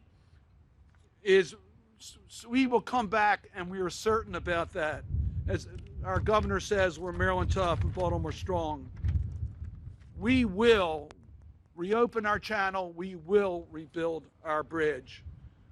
On the day of the tragedy, I received a call from Secretary of the Transportation, Buttigieg. Within hours, he was here in Baltimore. He brought the full resources of the Department of Transportation, his incredible team, and his problem-solving skills to Baltimore, which has made a huge difference. We thank Secretary Buttigieg for everything he has done. On Tuesday morning, March 26, I received a phone call early in the morning informing me of a major tragedy in our community. The Francis Scott Key Bridge is a vital link on the I-95 corridor. It's a bridge that's about 1.5 miles long. It goes across the channel that is for the Port of Baltimore. And it is an incredibly important to our local economy and to our image. It's iconic to Baltimore. I was shocked to see the image. There was a video that showed that this bridge, 1.5 miles long, came down in a matter of seconds. It was hit by a vessel, the Dali, that is a container vessel. It's about the size of the Eiffel Tower, a little less than 1,000 feet long, fully contained with containers, over several thousand were on the Dali at the time. It lost power, and when you lose power on this type of vessel, you cannot steer. And it hit the main support beam. It was a suspension bridge, and it collapsed almost immediately. Within a minute, it was down. It was just a tragic sight to see. When we saw this sight, we recognized that there was loss of life. That was our first concern as to how many people were trapped on that bridge and how many people were at risk of losing their lives. I want to tell you there was an immediate federal response. I want to show you just a picture of what we saw in the morning when we woke up. You saw the bridge before. This is the bridge that came down in a matter of a minute, less than a minute. This is the Dali, fully loaded with containers. You can see that the bridge is actually lying in part on top of the Dali ship, actually entrapping some of the containers.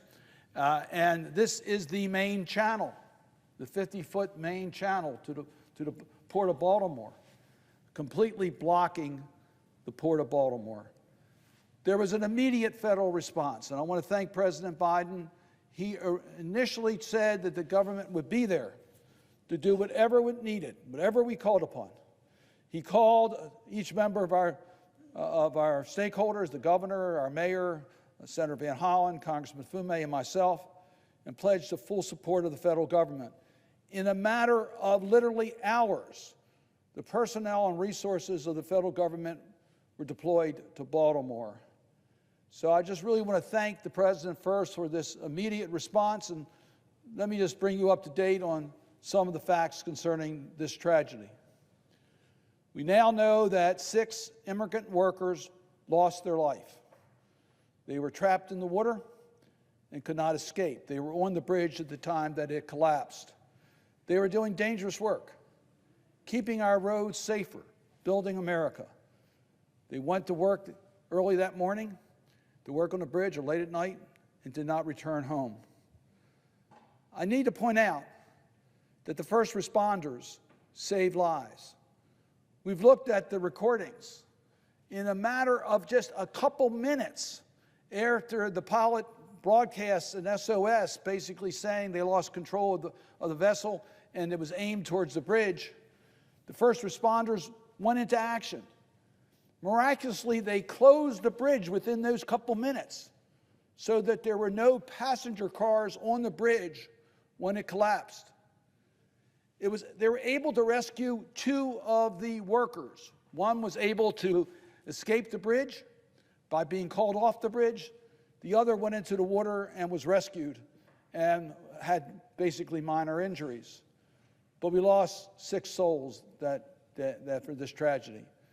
And our prayers, our thoughts are with those families. We have not yet brought closure to those families.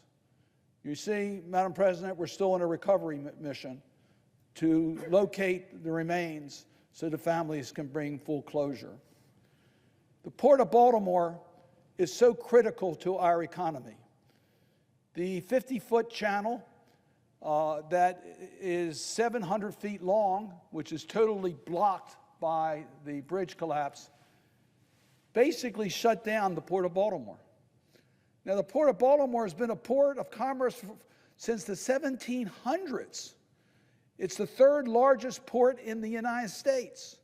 It's the largest port for roll-on, roll-off of automobiles and farm equipment and construction equipment. It moves about $80 billion of import-export products a year. It's estimated that there's between $100 and $200 million of cargo moving every day through the Port of Baltimore. It moves 1.1 million containers a year through the Port of Baltimore. So, as you can see, this catastrophic event, yes, it affected the people of Baltimore and our workers, but it also affected the entire nation. 20,000 workers are directly dependent upon the Port of Baltimore, and their jobs have been put at risk. But the supply chains of autos affect auto dealers throughout our nation. The farm equipment that comes through the Port of Baltimore affects farmers throughout the nation. The raw material, the coal, the steel, the aluminum, the iron, and the list goes on and on and on, affect our entire country. In fact, 20% of the exported coal from the United States is exported through the Port of Baltimore. So yes, we have workers who are out of work, and one of our top priorities is to help them during this period of time.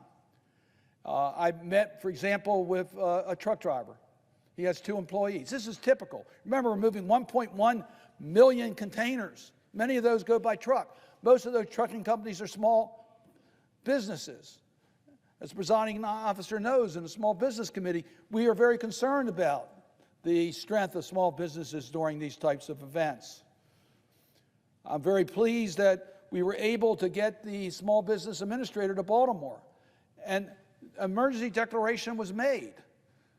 But, Madam President, it not only affects small businesses in Baltimore with this emergency, but also in Pennsylvania, also in Virginia, also in Delaware, also in West Virginia, also in D.C. This is a national issue. Our next priority is to reopen the channel. This is a vessel that's almost 1,000 feet long and is fully loaded. I'm going to show you a photo that shows you the challenges that we have. This is the dolly, as you can clearly see. This is the bridge that's lying on top of the dolly. It's actually trapping a lot of the containers. This is part of what came down. This is a 4,000-ton piece of the bridge that's on the bow of the ship. That's going to have to be removed. We've looked at underground photos of what's underneath the channel from the collapsed bridge, and we see a real mess. We see concrete, rebar, steel, all mixed together. And here's the challenge. And I want to give a shout out to the Army Corps. I want to give a shout out to the divers who've been under very dangerous conditions, have been going down and taking a look at what's in the channel. Once they remove a piece of the bridge, they're going to have to cut it, make it into smaller pieces to be able to remove it. We don't know whether that will cause a shift in the debris. Our first priority is the safety of the people performing this work. It's like cutting a spring. You could have a reaction. And we have to do surveys again after each one of the removals. This is very, very difficult work. And it's being done by true professionals. And again, I thank the federal government for providing the experts who are all now in Baltimore, figuring out how to get that channel open. And we're going to need a replacement bridge. Madam President, this was a main corridor along the I-95 east coast of the United States. 30,000 vehicles travel through it a day. So we need to replace that bridge. The bridge was built in 1977, 1.6 miles. It is an engineering marvel of its time for a suspension bridge, and it took 5 years to build. So we have an enormous challenge. I had the chance to personally visit the site. I was on the, actually, I think I took this photo from a Coast Guard vessel. You see it, it's just a horrific sight to see the work that's being done. But I want to give a shout out to the Unified Command, headed by the Coast Guard.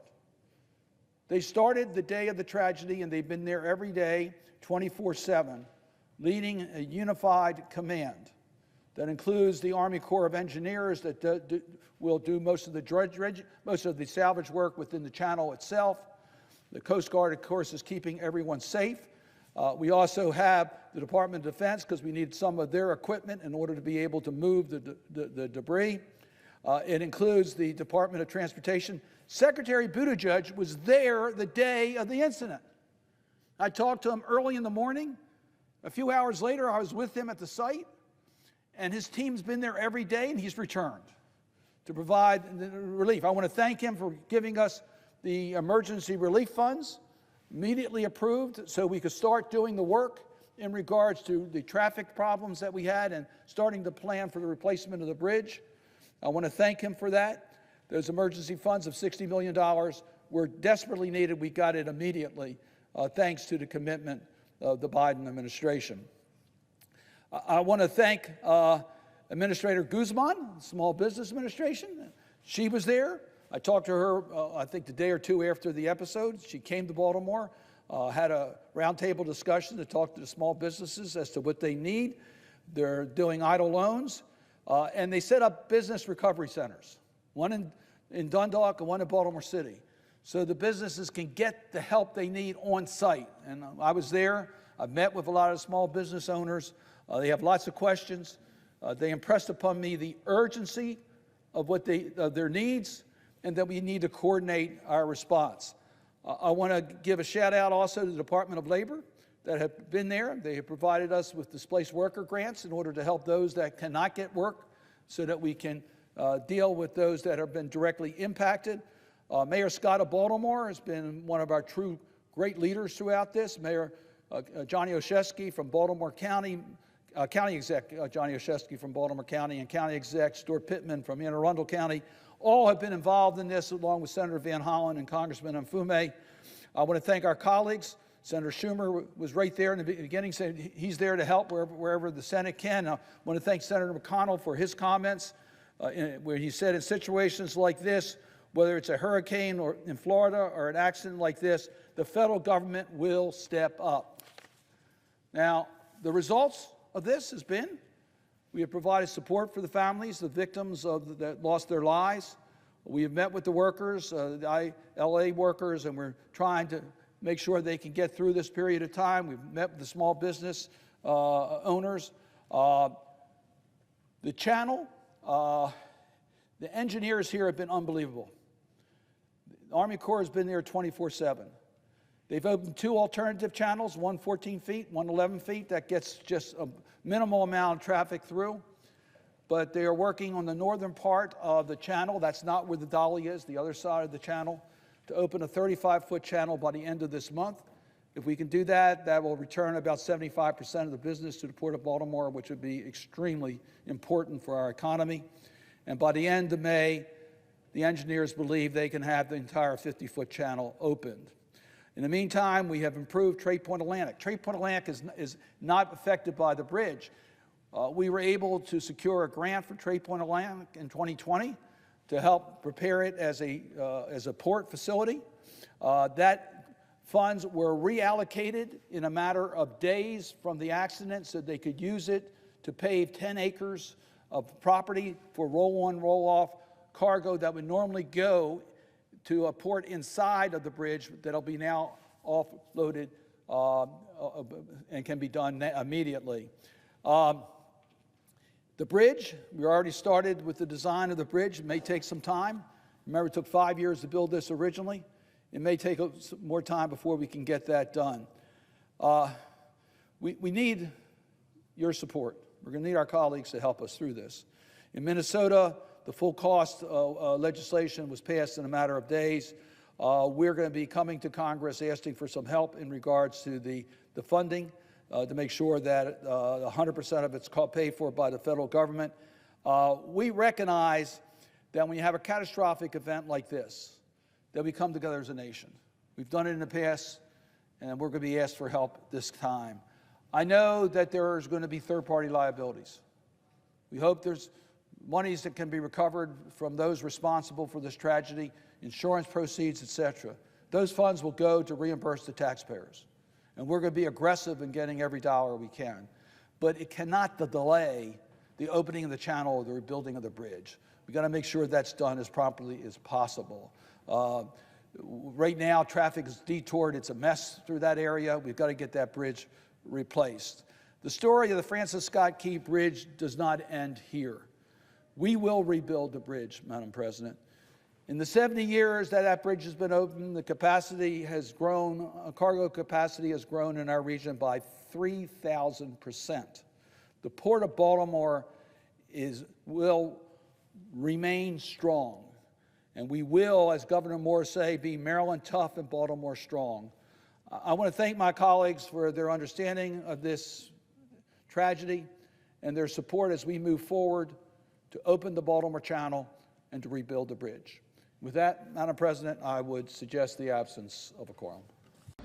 Hello, we just finished a meeting of our federal congressional delegation with our federal partners and state partners in regards to the catastrophic loss of the Francis Scott Key Bridge. I want to acknowledge those that were at the meeting. Our full 10 members of our federal congressional delegation were present. We were joined by Governor Moore. We had Secretary Buttigieg, the Secretary of the Department of Transportation, and we had Administrator Young from OMB that was there. We had representatives from the Army Corps. Secretary Connor was there and General Spellman was there. And we had representatives from the U.S. Coast Guard. Admiral Gautier was representing the Coast Guard.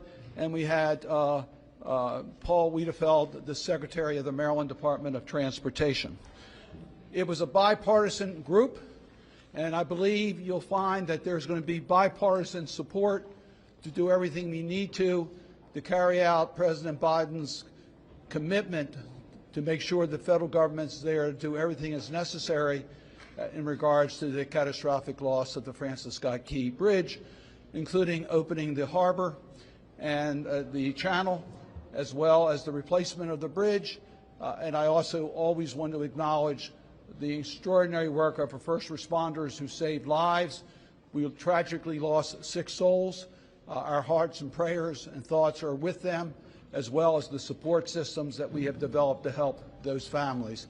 We recognize that many lives were saved because of the quick response from the first responders. President Biden has made it clear and has delivered on the commitment that the personnel and resources of the federal government will be there, have been there from day one to get the job done as quickly as possible, and we are extremely thankful. We got an update in regards to the opening of the channel. Incredible work has been done. These divers that go down there, it's really dangerous work. We now have 2 alternative channels that are open. We have a 3rd channel that will be opened this month that will deal with the majority of traffic into the Port of Baltimore. And by the end of May, we hope to have the entire channel reopened. That's incredible work by very talented people. We also are working right now on the replacement of the Francis Scott Key Bridge. So the question was asked, what do you need from Congress in order to make this happen the way that we want to make sure it's happened without any delay? And we intend to introduce legislation very soon, coordinated through our delegation, that will clarify that in regards to the federal participation by the state, that this will be 100% federal funds in regards to the costs related to the destruction and replacement of the Francis Scott Key Bridge. That legislation is necessary because of a 90-10 in the original language. This is not unprecedented. The 100% was used in regards to the Minnesota bridge replacement, and this is a commitment that is normal for this type of a catastrophic loss of a major infrastructure in our country. We will also make it clear, as it is under current law, that in regards to any third-party recoveries from liable entities or insurance will go to relieve the federal taxpayers of the burdens that have been sustained as a result of the loss of the bridge. But as it was pointed out at this meeting, that process will not delay the immediate moving forward with the replacement of the Francis Scott Key Bridge. We will not delay until liability is established, but once liability is established and funds are received, it will go towards the taxpayers. I've said this often, the Unified Command has been unbelievably effective in bringing all of us together to be able to respond the way that we have. The leader of our state of Maryland has made that his priority. It's ever since the bridge came down, he's been there every single day, making sure that our state agencies are working in conjunction with our federal partners so that we can get the job done on behalf of those that are affected by the bridge that have come down, the families of the victims, as well as making sure the channel is opened as quickly as possible and the bridge is replaced. So I'm very proud of the leadership we have in the state of Maryland, and it's now. Thank you very much for your comments, but more importantly, thank you very much for your service. I just really want to first underline the point you made about PRC China and their debt diplomacy and debt traps, I would say, to other countries. It points out how we have to strengthen our own tools in order to deal with that issues, but also we need to do a better job in public relations and explaining the difference between partnerships with the United States and partnerships with the People's Republic of China. Because, as you point out, we leverage so that the country can control its fate. The PRC leverages so that China can control their fate. And that point, I think, needs to be underscored a lot more than we have in the past. I just point that out. We are here to talk about the FY25 budget, but we have to first talk about the FY24 budget. You made reference to the importance of the supplemental appropriation bill that passed the United States Senate that's now in the House of Representatives. We've had a lot of discussions in the press and publicly about the importance to Ukraine and their military defense against Putin's aggression. We've had conversations here about the aid in the Middle East to Israel in regards to Hamas's attack against Israel. We've had discussions here about the importance in the Indo-Pacific area against PRC's aggression, particularly as it relates to Taiwan. We need to concentrate today on the importance in regards to our humanitarian needs and your ability to carry out your mission for the remainder of this year and into next fiscal year. So I want to concentrate in three areas. We have a humanitarian crisis in Sudan. I mentioned that. Senator Booker was just recently in the country and told many of us about just the dire needs that are there. We see every day the challenges in Gaza. We know we have to do more on the humanitarian front, and that requires U.S. leadership and U.S. dollars. And we know that in Ukraine we have a humanitarian crisis because of the war. So tell us how important it is to pass the funds that are in the supplemental. We passed the FY24 budget. Is that enough to deal with these concerns, or do you need the supplemental, and how critically important is the supplemental to deal with those incredibly challenging crises that we see every day? Thank you. I know we don't have a lot of time, but this is such an important question. So let me first start by saying that the word supplemental for the countries and the crises that you mentioned is in many ways a misnomer. Why is that? Because a lot of the resources, and Senator Risch alluded to some of this, maybe in a different way, but a lot of the resources that we had previously channeled through the regular budget were moved in previous years to the supplemental. So if the National Security Supplemental were not to pass, or were not to pass at the current level that was sent over by the Senate, you would basically be seeing, in terms of humanitarian needs, including in Gaza, Sudan, and Ukraine, the three places you mentioned, you would be seeing in this year an increase of roughly 40% in humanitarian need and a decrease roughly of between 35 and 40% of humanitarian funding. So, and that is because, again, we were generously funded in the past. We were able to lead in response to crises as the numbers of people displaced and in dire need of food to survive increased, because Congress stepped up, but stepped up also by moving resources that had been in the base to the supplemental. On Ukraine, without the supplemental, we actually have no resources to do the kind of energy, agriculture, anti-corruption work, the core development work that everybody up here, I think, supports us doing, but many assume that we have resources to do under the regular budget.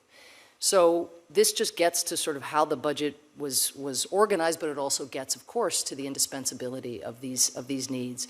So on Sudan, on Gaza, on Ukraine, as Putin pulverizes communities, as he again tries to weaponize winter and take out energy infrastructure with really an unprecedented spate of attacks just in recent weeks, it's just heartbreaking that resources that Ukrainians need on the ground to be able to repair that energy infrastructure, for us to procure far enough in advance also so we can look ahead to next winter, because we know he's going to pursue the same approach if the war is not over by then, that those resources would be so close to passage in principle, and yet where a vote can't even be taken that is on the package that reflects a bipartisan majority here in the Senate the human consequences can't be overstated.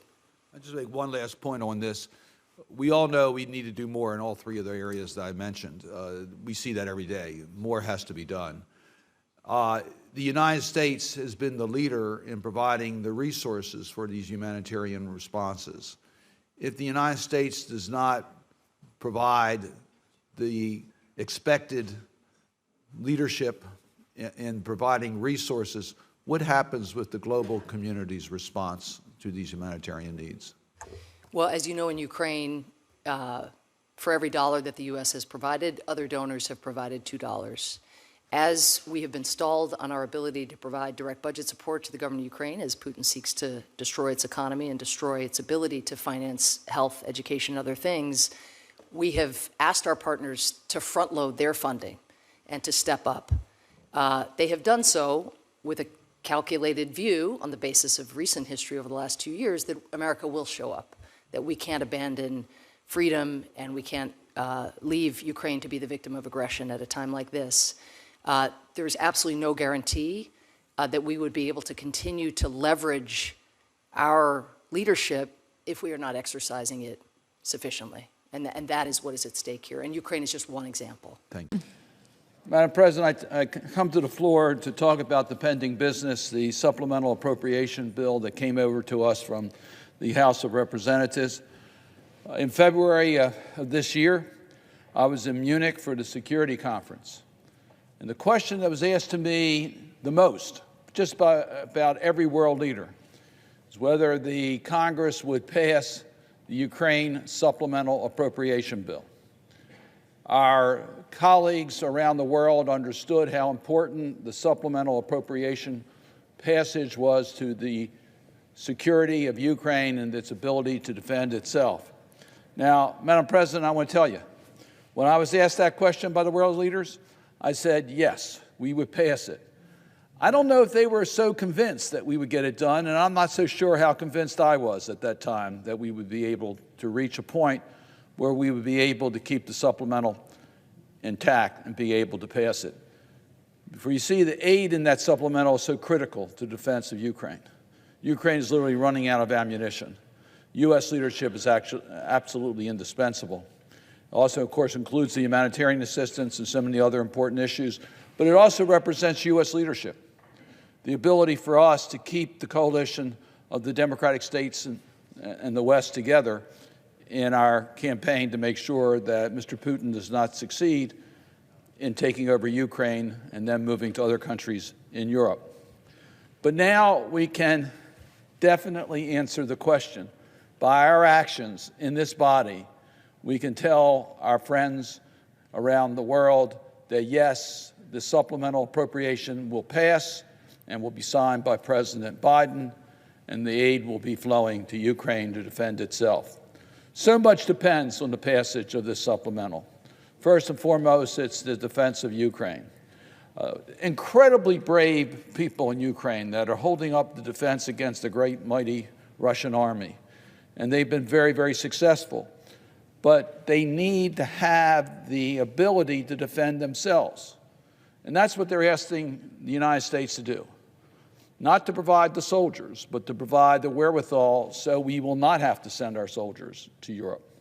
It's the front line for defense of democratic states, for we all know that Russia will not stop with Ukraine if they're successful, that Moldova and Georgia, the Baltic states, Poland are all very much in the view of what Mr. Putin wants to take over. But there's more to the supplemental than just Ukraine. There's the financing for the Middle East. Israel's defending unprecedented Iranian drone attacks. We saw that last week. They need our assistance to make sure that they can protect against these missiles and drones. We know the leaders of Taiwan looking to the passage of this supplemental because they have to look across the Taiwan Straits at the People's Republic of China and their aggressive language and their concerns about whether China will use force against Taiwan. The passage of this supplemental gives great hope to Taiwan that the United States is with them. And then, as I mentioned earlier, the humanitarian workers that are desperate to help in the Sudan, they need our resources in order to meet that crisis that is going on every day. And the passage of the supplemental will help the humanitarian workers deal with the humanitarian crisis that we have in Sudan, that we have in Gaza, that we have in Ukraine, and so many other areas around the world. So, yes, it's been difficult to understand the delay in getting this done, and it's affected Ukraine's ability to defend itself. The delay in getting the supplemental to the finish line. So it's absolutely essential, as Senator Schumer said, that we complete our work as quickly as possible, and to remove any doubt about America's support for Ukraine. And if there was any doubt, Madam President, the vote in the House of Representatives on the Ukraine package passed by a strong bipartisan vote of 311 to 112. Now, the entire package enjoys strong bipartisan support, and that's critically important for our success of our foreign policy. $60 billion for Ukraine, $26 billion for Israel, $8 billion for Taiwan and our Indo-Pacific partners, $9 billion for global humanitarian assistance. But in addition to the appropriations that was in the bill when we passed in the Senate months ago, the House added some additional provisions, which, quite frankly, Madam President, I think all strengthen the bill. It provides a way to hold Russia accountable for its own actions, for the damages that it's caused. That's a positive addition to the package. It strengthens our sanctions against some of our most extreme adversaries. That also strengthens the bill. And I was pleased that there is a reauthorization of the Elie Wiesel Genocide and Atrocities Prevention Act, a bill that I authored, that deals with trying to avoid conflicts from turning into genocide or atrocities. So we can prevent having to deal with the current challenges that we see in so many parts of the world. We need to invest in prevention, and the Elie Wiesel Act gives us that tool to do that. I want to recognize President Biden for his leadership on these issues, his leadership globally in keeping the coalition together in support of Ukraine and our foreign policy objectives in the free world, and also for what he did here in the United States, staying true to the principles, connecting the dots for the American people, and dealing with a strategy so we can finally get this bill to the finish line. So I congratulate the Biden administration for staying with this and helping us reach this moment where we're on the verge of passing the Supplemental Appropriation Act. It reinforces our foreign policy that's rooted in our values, that promote human rights and defend democracy, a foreign policy drawn by basic human decency. That's what the United States foreign policy is about, and this supplemental reinforces our objectives in each one of those categories. This gives the world a credible vision of the future, a future that discourages dictators and autocrats, a future for a Europe whole and free, a future for a thriving Indo-Pacific, a future for a peaceful and prosperous Middle East, a future that prioritizes civil society movements and human rights around the world. Madam President, I know that the challenges we face today on the global stage seem immense, because they are. Anyone can see that. Russia is relentlessly bombing Ukraine's oil and gas sector. Ukraine is running out of ammunition. But shortly, we will take an historic vote, a vote that, as President Zelensky says, gives Ukraine a chance of victory. So, Madam President, I urge my colleagues to join me in voting for the supplemental that passed the House of Representatives. I urge you to vote yes, yes to fund America's foreign policy and national security priorities, yes to supporting the war-stricken people of the world who will not give up hope for democracy, yes to standing up with our allies and partners across the globe, yes to a future American leadership on the global stage that is based on our values. With that, Madam President, I would yield the floor. Thank you. I want to thank you for taking on this challenge. As we've talked previously, it's an extremely difficult challenge, and we appreciate the commitment that you've made to public service in getting this done. I want to talk about one area where we've seen a change in the way that athletes are handled among colleges, and whether our tax code is really keeping up with those changes. Senator Thune and I introduced legislation to deal with NIL, and many of the nonprofit organizations associated with college are participating, and our concern is whether that was consistent with their nonprofits' tax-exempt status. So you issued a general legal advice memorandum in June of 2023. Can you update us as to the enforcement of the tax-exempt status for those organizations that may be going over the line and what they're doing? Yeah, we did issue that memorandum. We made it clear in that memorandum that organizations that promote and develop name, image, and likeness opportunities for student athletes are often engaging in what would be a non-exempt purpose, and that if that's the fundamental thing that you're doing, that it's very likely that you're operating for non-exempt purposes. And we have started finding organizations and revoking tax-exempt status or not granting tax-exempt status based on this update. So this is a new area. Right, there's more work to be done. We're at the early stages of working across stakeholders to make sure they understand what the IRS position is on this. But I would say we're at the early stages of implementation, but we have taken some steps with respect to certain organizations and enforced the generic legal advice memorandum that we issued in May of 2023. Yes, Senator Thune operated with me on this because we saw some real abuses of this by certain organizations that were not rewarding athletes, but trying to enhance the academic, the ability to recruit, rather than giving benefit to a person because of their name or likeness. Yeah, I should be clear that we don't have any opinion of good or bad on NIL as an area that's new in the economy. It's just play by the rules. It's our exact point. We want people to be rewarded for their but we don't want to see it abused. So I appreciate if you would keep us informed as to how your enforcements are going in that area and whether you need additional help from us. I want to follow up on Senator Cortez Masto's points in regards to low-income families. The VITA program is one program that has been helping low-income taxpayers get the help that they need. Your direct file, I know it's a pilot program. We expect that will help. You mentioned trying to simplify the forms.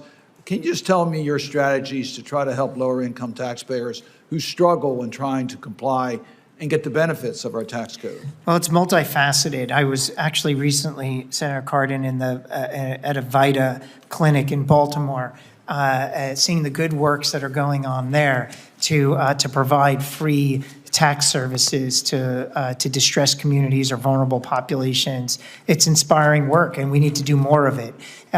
We should be investing and growing these volunteer programs, working in local communities, working with local universities to provide these free services. These are the environments where we can really connect people to their earned income tax credit that might otherwise not be. So it's about awareness campaigns, it's about working with local partners, it's about setting up environments like a VITA clinic where people feel that they can come in and they understand the benefits that are provided. And there's also things that we can do behind the scenes at the IRS. I mentioned to Senator Cortez Masto, we're looking at updates to the 1040 potentially and other changes to the forms. What can we do to make it absolutely clear and easier for taxpayers to apply for the earned income tax credit? Because if 7 million Americans are eligible and aren't applying, something is not connecting correctly and we want to fix it. And it's also protecting them against paid preparers that are Exactly. abusing lower income Protecting them families. from scams. And Exactly. you need that authority. Yeah. Thank you. Thank you. Thank my colleague, Senator from Wyoming. Thanks so much, Mr. Chairman. Mr. Commissioner, thanks for being here today. Thank you. I want to talk.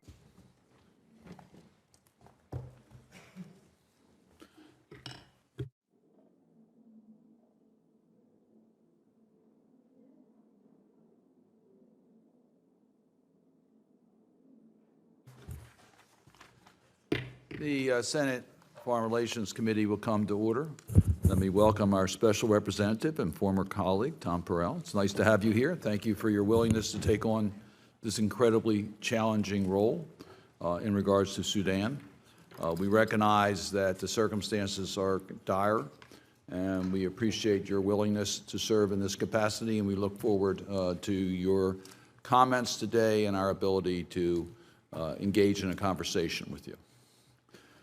In recent weeks, the satellite images show evidence of brutal fighting outside al-Fashir. It is the only remaining city in Sudan's Darfur region the RSF, the Parliamentary Rapid Support Forces, have not taken over. Eyewitnesses report attacks on over 16 nearby towns with entire villages burned to the ground. Starving civilians are trying to escape the violence with their belongings on foot. As the death toll climbs, the United Nations has warned that the lives of 800,000 civilians who are still living in the city are in danger. It has been more than a year since the current conflict erupted in Sudan between the RSF and the Sudanese armed forces. In the last year, the two sides have killed detainees and indiscriminately bombed civilians. Both sides have. They have used rape as a weapon of war, targeting women of certain ethnic groups. They have conscripted children as soldiers. They have destroyed farmland, looted supplies, and attacked humanitarian workers. Earlier this year, videos emerged of troops chanting ethnic slurs as they paraded the streets, holding decapitated heads. 15,000 to 30,000 people have already died. 8 million people have fled their homes. 25 million people, including 14 million children, are in desperate need of food and water and medicine. At the recent humanitarian conference in Paris, the United States announced over $100 million in additional aid to respond to the conflict. Donors committed more than $2 billion, but that is barely half of what the United Nations says it needs in Sudan. And it's not clear whether those promised funds will be turned over anytime soon. Meanwhile, the Wallenberg Center for Human Rights released a report last month concluding that the RSF is committing genocide in Sudan. Today, with the RSF threatening the city of al-Fashir, we are on the brink of a mass atrocity against non-Arab ethnic groups. Analysts say the RSF could unleash another wave of violence like their assault on West Darfur last year, echoing the atrocities carried out 2 decades ago by the Janjaweed. Yet the international community has no plan to protect civilians should the RSF mount a full-scale assault. Given the dire circumstances, we welcome the appointment of the special representative. I strongly urge the Biden administration to fully staff your office with the personnel you request as quickly as possible. Ceasefire after ceasefire has been violated. The risk of further atrocities is high. Diplomatic efforts to end the conflict have failed. I think we need to make it clear to both parties and their foreign backers the cost of a continued conflict is higher than the cost of coming to the negotiating table. A report from last year by the United Nations panel on experts found evidence that the UAE was giving arms to RSF. I'm also deeply concerned by reports that Iran has re-entered the Sudan while possibly providing drones to the Sudanese armed forces. We've seen what Iran's support for terrorism looks like across the region. These drones can carry significant payloads, and they use them for catastrophic consequences to civilian populations. Russia, Egypt, Chad, and Libya have also been implicated in the conflict. None of the external actors are being constructive.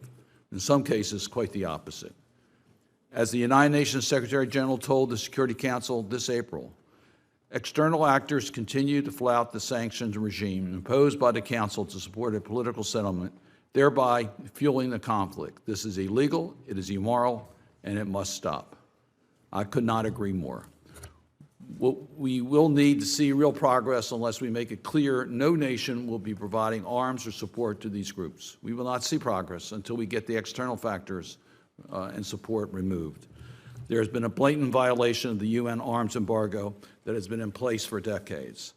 Special Envoy Periel, you have a Herculean task before you, and I look forward to hearing your plans. For example, how will you push for resumption of peace talks that will end hostilities for Darfur to the east? How do you plan to galvanize additional humanitarian support for the aid workers trying to mitigate the impending famine? How will you support the malign actions of external actors? How will you promote accountability for human rights abuses? How will you elevate civilian voices as part of the negotiations with the future Sudanese government? Never again must mean never again. The Sudanese people deserve security and prosperity as much as any other people of the world. Dr. Gangasong, first, thank you for mentioning the need for the 5-year reauthorization of the PEPFAR program. That's something that this committee is very much interested in pursuing. We're disappointed we have a short-term extension. We do believe we need the 5 years, so I'm glad to hear you mention that. The position that you've been nominated to, Ambassador at Large for Global Health, Security, and Diplomacy, there will be an interesting relationship that I would like to get your views on. There's a turf issue between the State Department and USAID on health issues. Your responsibility is to the State Department directly. We have the USAID that's engaged also in healthcare issues, and there have been some concern about the mission creep between the two divisions, the full division and USAID. Can you just tell me how you plan to work with USAID so that the turf differences does not at all impact on our ability to be effective in dealing with global health issues? Thank you, Senator. I want to assure you that it's very clear once the Bureau was launched that what our role will be. We will be leading in 3 key areas. First of all is to, as I said earlier, lead with diplomatic engagement with all global health security issues, related issues. Secondly, to elevate global health security as part of our foreign policy. And lastly, to coordinate our foreign assistance so that it can help advance our international health cooperation and global health security. If you look at the recently launched global health security strategy that the White House just released, on page 32 of that document, it clearly defines the roles and responsibilities of several agencies. A beautiful document, great strategy. And in there, it outlines 13 functions of what the State Department should be doing in the overall space of global health security. So it's very clear that through the interagency collaboration, constantly engaging with USAID, CDC, HHS, and NIH, will be able to leverage more effectively and coordinate our global health security functions. Of course, one of the areas that will help is burden sharing, to have our allies step up and do more than they currently are doing in this global area. The United States is by far the leader on resources. Senator Coons, who chairs the subcommittee on appropriations that deal with foreign aid, will tell you that he doesn't have enough money. So if we only have a limited dollars available, the competition between monies going into direct programs at USAID or going into your agency are going to be in discussion. How do you assure us that that discussions will be positive and that it will not deter from the working relationship between you and USAID? Absolutely.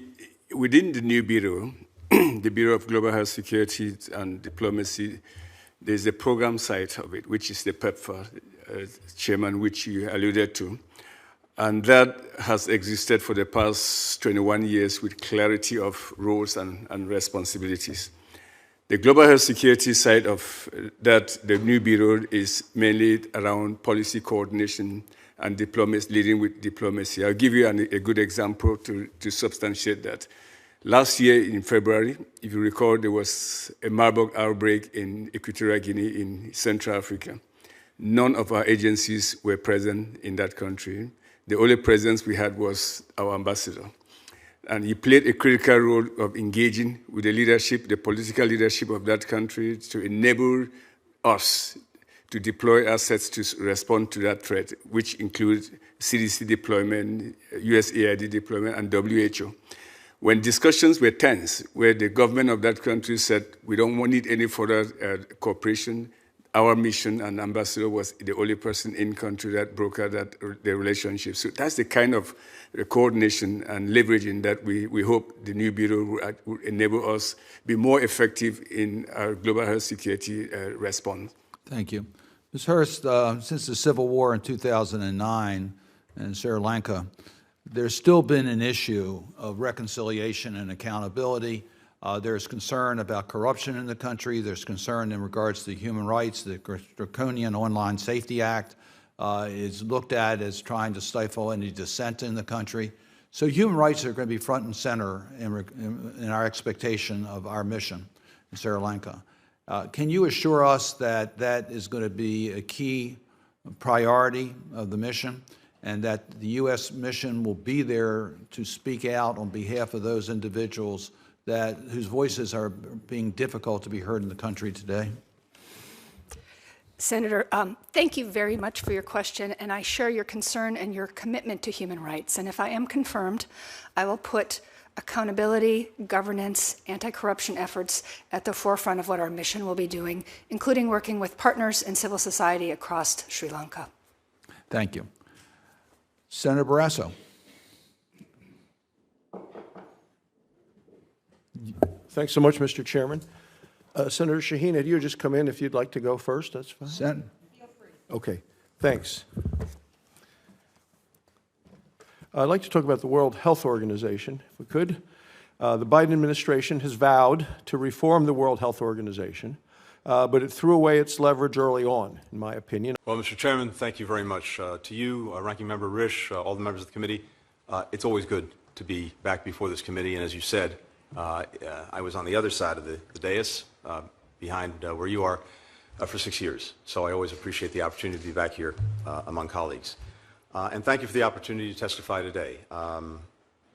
More importantly, thank you for the partnership that I think we've been able to manifest together to advance American leadership in the world that is so essential for delivering on the priorities that matter to the people we represent. The need for U.S. global leadership and for cooperation with allies and partners has never been greater. The People's Republic of China is pursuing military... was 6 years old when Israelis killed her. His brother was 6 years old. Lincoln, you will be remembered as the butcher of Gaza. You will be remembered for murdering innocent Palestinians.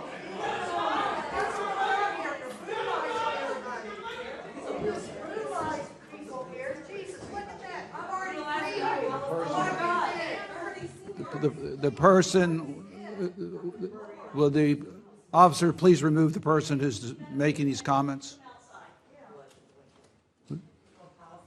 If anyone who's speaking, please be removed.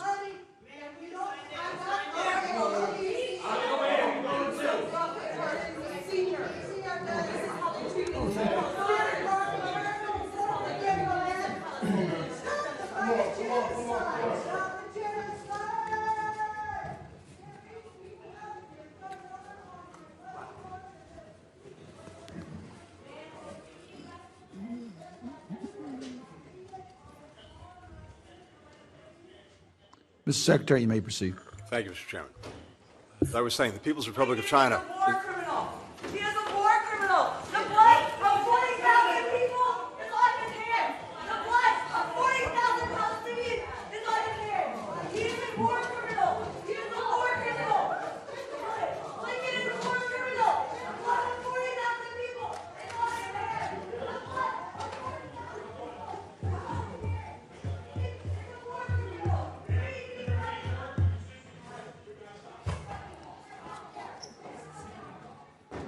Mr. Secretary, you may continue.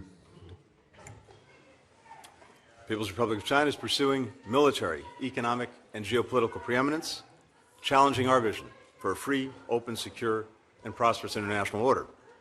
Russia is committing aggression, not only against Ukraine, but against the principles at the heart of the United Nations Charter: sovereignty, territorial integrity, independence, that are the building blocks for global peace and security. In the Middle East, we're standing with Israel in its efforts to ensure that what happened on October 7th never happens again, as we do everything we can to bring an end to the terrible human suffering in Gaza and prevent the conflict from spreading. U.S. leadership is needed to address humanitarian crises elsewhere around the world, including in Sudan and Haiti, where millions have been displaced and many killed, and to address global issues that no country can solve alone, including food security, a changing climate, transnational corruption, the fentanyl crisis. But with the support of Congress, we can and we are approaching these challenges from a position of strength.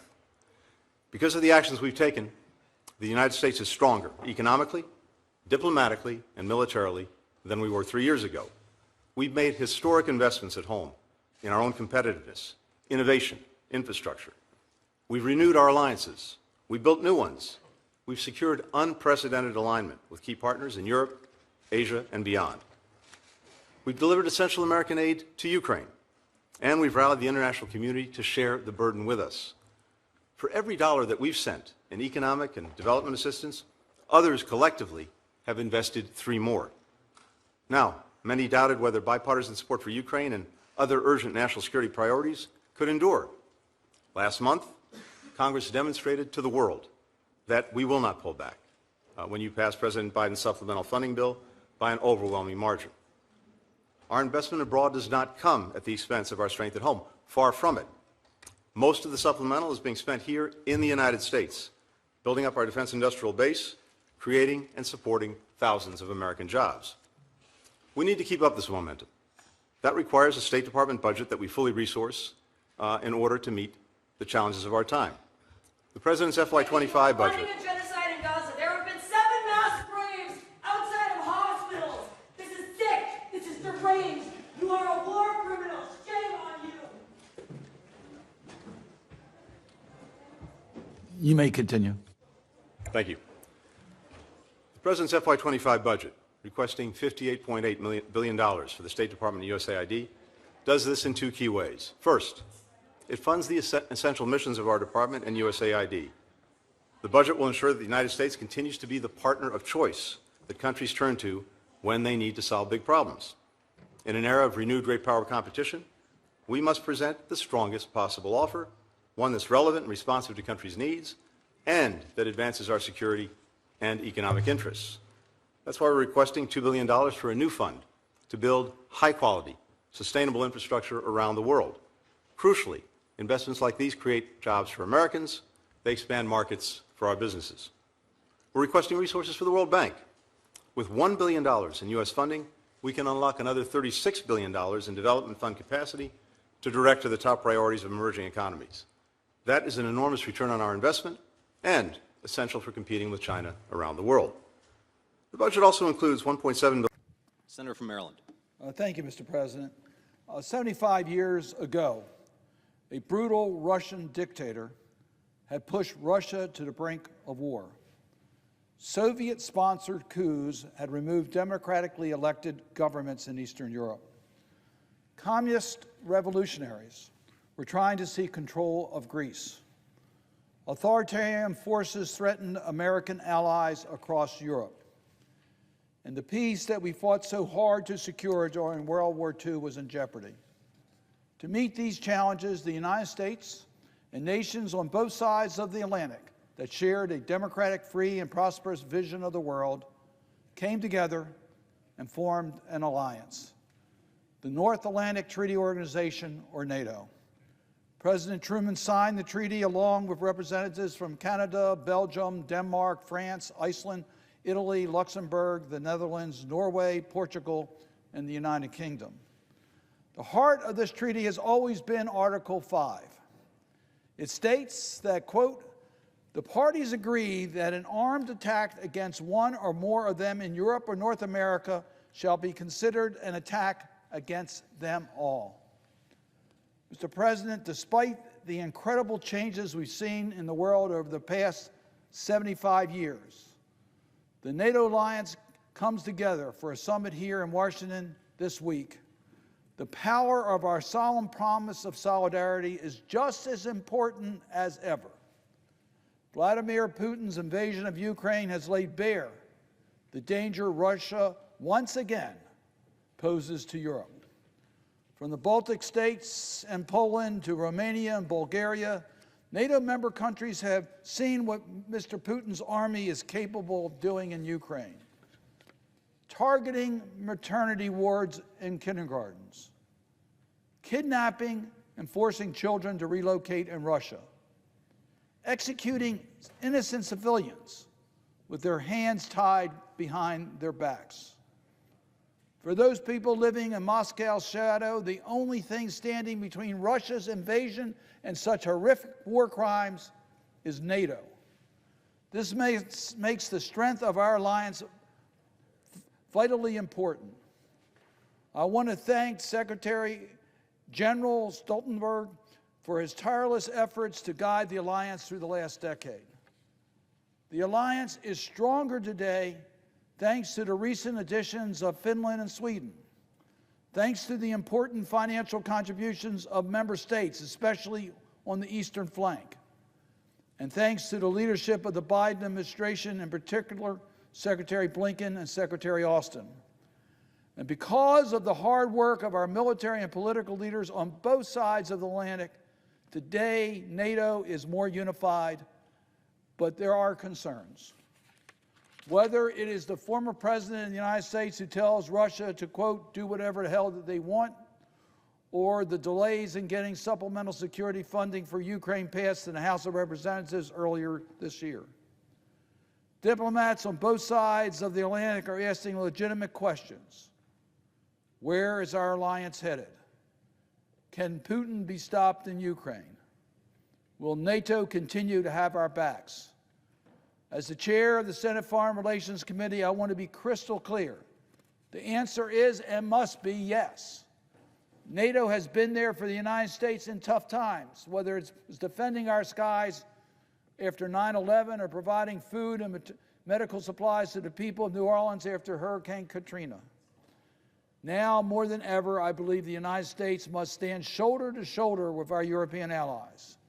That is why I have backed efforts to support Ukraine in its fight against Russia. That is why I will never give up pushing for the passage of the supplemental security assistance and was glad that it was finally enacted. And that is why I'm supportive of the recent bilateral security agreement between the United States and Ukraine. It is also why I support for NATO to take an expanded role in coordinating the defense of Ukraine. Because no matter who is in the Oval Office, assistance to Ukraine must continue. Defense of Europe against Russian aggression must continue. Strengthening of the NATO alliance must continue. Above all, we must not give up hope that we can succeed. 75 years ago at the NATO treaty signing, President Truman said, "For us, war is not inevitable. We do not believe there are blind tides of history which sweep men one way or another. In our own time, we have seen brave men overcome obstacles that seem insurmountable and forces that seem overwhelming. Men with courage and vision can still determine their own destiny." Mr. President, I am confident that NATO leaders, men and women, meeting here in Washington this week, possess both courage and vision. There may be debates about how NATO can best engage with our allies in the Indo-Pacific, like Japan and South Korea and Australia, or how to best to posture ourselves on NATO's eastern flank. But I am optimistic that NATO's future is bright, because there's no question what brings us together is our commitment to keeping authoritarian governments at bay, our commitment to democratic institutions and the protections of human rights, our commitment to peace and prosperity, our commitments to our values. So, Mr. President, as we welcome NATO leaders to Washington this week and celebrate the 75th anniversary of the NATO alliance, I urge my colleagues on both sides of the aisle to support and protect NATO's military alliance that has made our world a safer place for over 7 decades, that has worked together to build a future that is free and secure and peaceful for generations to come. With that, Mr. President, I would suggest the absence of a quorum. Clerk will call the roll. Nice. Chairman Carper, thank you very much. Senator Capito, thank you for holding this hearing and for the courtesy of being able to testify. I want to also comment in regards to Jim Inhofe. We were elected together in 1986, so we were in the same class in the House of Representatives. And we became close friends in the House and close friends in the Senate. I admired him greatly for his integrity and his passion. The line I liked the most about what he would say is that a true conservative, as he was clearly, supports more money for infrastructure. So he was the great chairman of this committee, so I thank you for that. And it's good to be here with Senator Van Hollen. I know we're far apart at this dais, but believe me, we are working and joined at the hip in regards to this issue and the issues affecting Maryland. So March 26th was a tragic shock day for all of us in Maryland. I was awoken early in the morning and looked at the video and was shocked by how quickly the Francis Scott Key Bridge collapsed after being struck by the dolly. The loss of life was our major concern trying to rescue. We lost 6 people that tragedy, and their thoughts are always in our prayers, and we are always with their families. The Port of Baltimore was closed. The 3rd busiest port in the United States, closed as a result of the tragedy. The next morning, workers had no place to go to work. Hundreds and thousands of people were directly impacted by the Port of Baltimore being closed. Businesses were shuttered. Small business operators had no business. It was a major catastrophic event for our economy.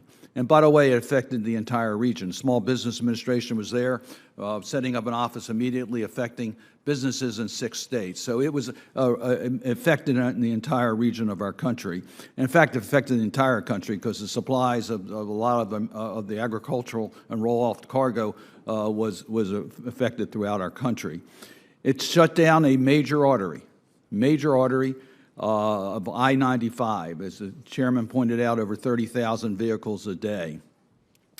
I want to just first acknowledge the incredible unified response, starting with the President of the United States, President Biden. He was very direct about the federal response, and he was very helpful to all of us. I want to thank Administrator Batt and Secretary Buttigieg. They were there immediately, providing the expertise and resources, as Senator Capito pointed out. $60 million was released almost immediately to deal with the cleanup operations of the bridge itself. I want to thank General Spellman and Colonel Pinchason. I must tell you, I knew that they were good. I didn't know that they were this good. You're talking about, as Senator Capito said, 50,000 tons of debris, and it was highly contained. So therefore, when you started to try to remove anything, you would have a spring effect that could very well have caused additional injury and damage and death. And they couldn't see it all in the water. They had to use sonar in order to figure out where things were. The expertise was unbelievable, and the response was unbelievable. I want to thank the U.S. Coast Guard. They were the head of the Unified Command. They did an incredible, keeping all of the people working in the same direction.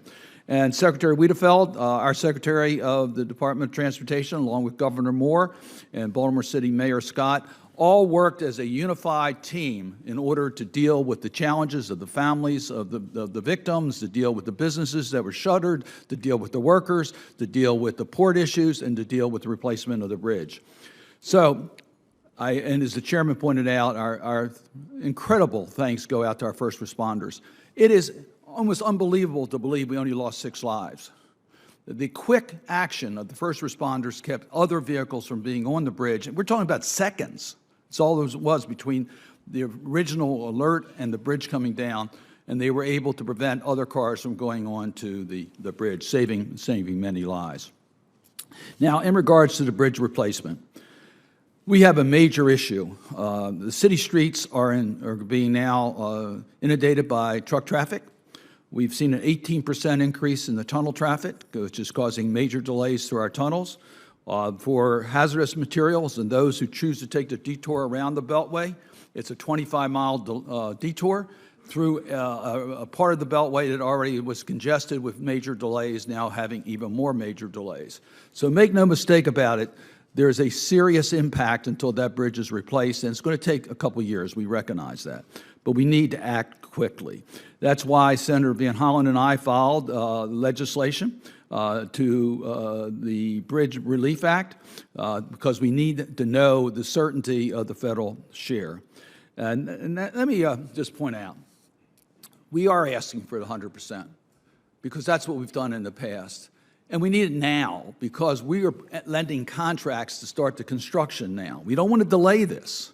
Every month it's delayed is additional loss to our communities and frustration among drivers, not only those that are directly impacted by the port, but those that are using our streets. It is neighborhoods are impacted, so we need to get this moving as quickly as possible.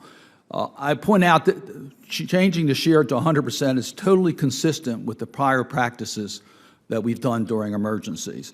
We did that for the I-35W bridge in Minnesota. We did it for Hurricane Irma, Hurricane Maria, Hurricane Fiona. All those, we changed the share from 90% to 100%. Why? Because it was a major event. Senator Van Hollen and I, the Maryland delegation, strongly supported our efforts on behalf of our sister state problems, and we expect that we'll get the same courtesy in reply. Let me also point out that it's supported by the administration. Director Young has sent a letter to us supporting this. Let me mention the issue in regards to the toll issue, because Senator Capito mentioned that. The toll issues in regards to this facility is totally consistent with the requirements in Title 23. The toll revenues are not used to build a replacement bridge for Francis Scott Key Bridge. It is used for the maintenance of our interstate system. It's already taken a major hit as a result of Francis Scott Key Bridge being knocked down. We've lost literally millions of dollars of revenues already, and we're behind in the resources we would normally get. This is not being used for the replacement of the bridge. Secondly, there will be recoveries. We put that in the legislation. They're expecting a record recovery from insurance and third-party claims, and that will be used to reduce dramatically the federal share. Now, the state of Maryland, all those funds go to the federal government. It would be penalizing the state of Maryland if you required us to use our toll facilities to repay our 10%. So we think that would be totally unfair. And I just have to be pretty honest about that. I think it would be penalizing our state. Yes, I support the supplemental. We need to get the ER funds up to where it needs to be. We strongly support that. But let's be realistic. That's going to take some time before we get around to doing it. I would ask your support, the first available vehicle for us to be able to get the cost share legislation passed. I think that's a matter of fairness and importance for us to be able to move forward with this project. And with that, I'm glad to be here with my colleague. We're going to work together, and we're going to certainly work with the chair and ranking member and all the members of this committee in order that we can get this project done as quickly as possible. Senator Cardin, thank you for those words. Before I recognize Senator Van Hollen, I'm going to go back to Jim Inhofe. And Jim Inhofe, for those who remember, was I don't mean this in an unkind way, he was a climate change denier. And there's famously one of the most memorable things he did. I don't know, it was like springtime, and we had like a big snowfall here. And he went out and gathered snow in front of the U.S. Capitol and made snowballs and brought them in to the chamber and said, you know, for those of you who think that, you know, this climate change is real, look at all these snowballs. He ended up, at the time that he was here, joining me as initially George Voinovich, Republican from Ohio, but later Jim Inhofe to be the co-chairman, the co-sponsor for the Diesel Emission Reduction Act, which has done a whole lot to reduce diesel emissions and help us in the battle on climate change. So God bless Jim Inhofe. Thank you.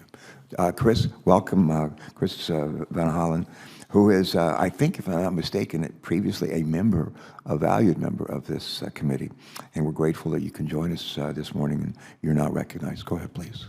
And at some point in time, maybe right after Senator Van Hollen, I need to run over to the Homeland Security Committee. We're having a hearing on permitting, which my colleagues know is a big deal for all of us, and so I'll have to slip out for a part of that. When you step out, can I take the chair and move my legislation forward? I'll second that. Mr. President, I come here to the floor today to once again call attention to the ongoing conflict in Sudan. Our presiding officer knows about this conflict very well. It's one of the most tragic circumstances that we have anywhere in the world. The humanitarian crisis is beyond description. The ethnic cleansing and tragedies of two factions at war has made this a living hell for so many people in that region. And after more than a year of brutal violence, the two sides may come together soon to talk. We certainly hope that's the case. This is a critical first step to ending the fighting that erupted last year in a country that has seen decades of war. I want to acknowledge the Biden-Harris administration and Special Envoy Tom Perriello for their works in Sudan. It was not easy to get here, and I hope the effort to launch a dialogue this month is successful. But despite the best efforts of this administration, the violence and humanitarian crisis continues, and the international community is falling willfully short. While we wait for talks to begin, civilians on the ground are being killed, abused, and forced out of their homes. Nearly 11 million people have been displaced. Half the population, close to 26 million, face crisis levels of starvation. 750,000 people are on the brink of starvation. And according to one published report, 2.5 million more people will die because of the conditions related to the conflict and the use of food as a weapon of war. Credible rights organizations claim that genocide has once again occurred in Darfur. I remember Darfur, and we said never again. That's happening again in Darfur. But there are no clear U.S. or UN plans to ensure humanitarian access across borders or across military lines. Mr. President, as the chair of the Senate Foreign Relations Committee, I come to the floor to say we need to take urgent action now. We need to work with our partners and allies to pressure the parties to agree to an immediate ceasefire and for both sides to make it stick this time. To its credit, the Biden-Harris administration has imposed sanctions on a variety of actors, including at the senior levels of both warring parties. But our partners and allies have not followed suit. In fact, just this week, the Century released an analysis of the multilateral sanction regime and found that the European Union, in particular, has lagged behind in its implementation. It's past time to do more. It's time for our allies to prioritize these measures so we are speaking with one voice to the warring parties. We need also to work urgently with our African and European partners to devise concrete measures the international community can take to protect the civilians from a repeat of last year's mass atrocities. And we need to focus on the next phase, creating and protecting space for the Sudanese civilians to establish a path towards a peaceful democratic transition, and accountability for those responsible for the atrocities and contravention of international humanitarian law, including unspeakable acts of sexual violence and systematic use of starvation as a weapon of war. We should not let them get away with their corrupt schemes that pillage the Sudanese people's resources. We should not let them extinguish Sudan's transition to democracy.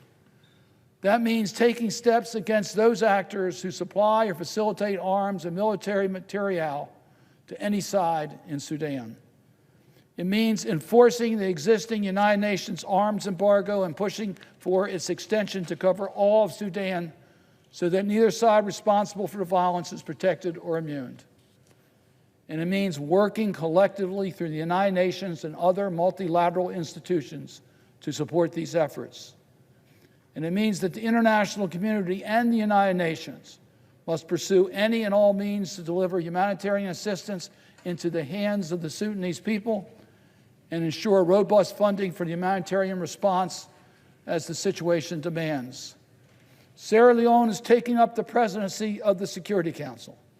It is imperative that we work together on action plans to protect civilians, on support for coordinated peace negotiations, on initiatives to end the impasse on humanitarian access, and on accountability. Mr. President, I've said this before, but every life is precious. The Sudanese people want to live in peace and security and prosperity. And so I urge all those who fight for justice, for those who fight against atrocities, for those who fight against famine, let us come together with the Sudanese people, and after decades of war, let us end this conflict once and for all. Thank you very much. I appreciate it. Thank you. Thank you very much, Senator Cardin. Senator Ricketts, I want you to, I think Secretary Whitefeld is also taking steps to streamline the timeline on the replacement of the bridge. I'll give you a chance to respond on that. Thank you, Senator. Yes, obviously working with Federal Highway literally daily on this issue to make sure that we're hitting all the environmental issues, and then basically anything we can do on the design to get this done quicker. So we have put out the RFP, as was mentioned, roughly 2 months after the fall of the bridge. We've gotten the responses to those, and we're reviewing those now. The next phase will be we will hire a general engineers contractor, basically, in effect, the engineers to oversee this. That will go out in the next few weeks, and we'll have that decision late summer. And then we've also in process what we call the CMI, which is the construction management inspection portion of the future bridge. So we're doing that contract now. We're preparing that contract now, and we'll have that in early fall. All this is the stage to get this done as quickly as possible, given the significant impact it has on the local community and the Northeast Corridor. I saw the team at work and what they did to get the port opened earlier than anyone anticipated. I have a great deal of confidence in Secretary Wiedenfeld and Governor Moore. We're going to get that bridge put up as quickly as possible because we recognize the significance not only to our state but to the entire country of that bridge being replaced quickly. So that is one of our principal focuses, do it right, but to do it as quickly as possible. Let me just take my remaining minute or two, General Spellman. I just really want to acknowledge again the extraordinary work of your team. I would like to include in that the Coast Guard. They were just incredible. The way that you have talent and commitment, the way that you immediately responded, the way that you brought in the private sector where you needed the private sector for their expertise. It was a team effort. And I can't underscore enough that when we saw the situation on March 26, we thought that port would be closed for a long time. And within a matter of weeks, you had shipping channels effectively opened for a large percentage of the traffic. Admittedly, it was difficult to get the ships in and out. They had to be by schedule and only could go in one direction. They couldn't have two ships at the same time. But we were able to get business started much faster than we ever anticipated. And then within a matter of a little over 2 months, we had the full channel opened. And that was incredible with the tonnage and the steel and the concrete that was there. And once again, I want to underscore this. I was there at the scene looking at the divers that you already complimented. They could not see their hands in front of them. And there's jagged debris out there that could be fatal to a diver. And they're operating under those extremely dangerous conditions, under some very bad weather conditions in early April, I might tell you. And then every time you moved any of the debris, you had to resurvey because debris would shift and would affect the safety of the divers. And you did it with complete safety and speed. And that's a resource that I must tell you, yes, you have the talent, but you also have the commitment of those that serve at the Army Corps and our Coast Guard and the private sector that put together this team. So I just really wanted to say once again, thank you so much for your incredible service for your team. Thanks, sir. And I will certainly pass those words on to all those men and women wearing hard hats out there cutting up that steel, and certainly the divers. Incredible talent that the Navy and their industry partners brought to this. I just have one quick follow-up question from General Spillman. Let's see, you said the Corps spent approximately $65 million for wreckage removal and emergency. This came from annual operations and maintenance funding for the portable the committee for the record. Thank you.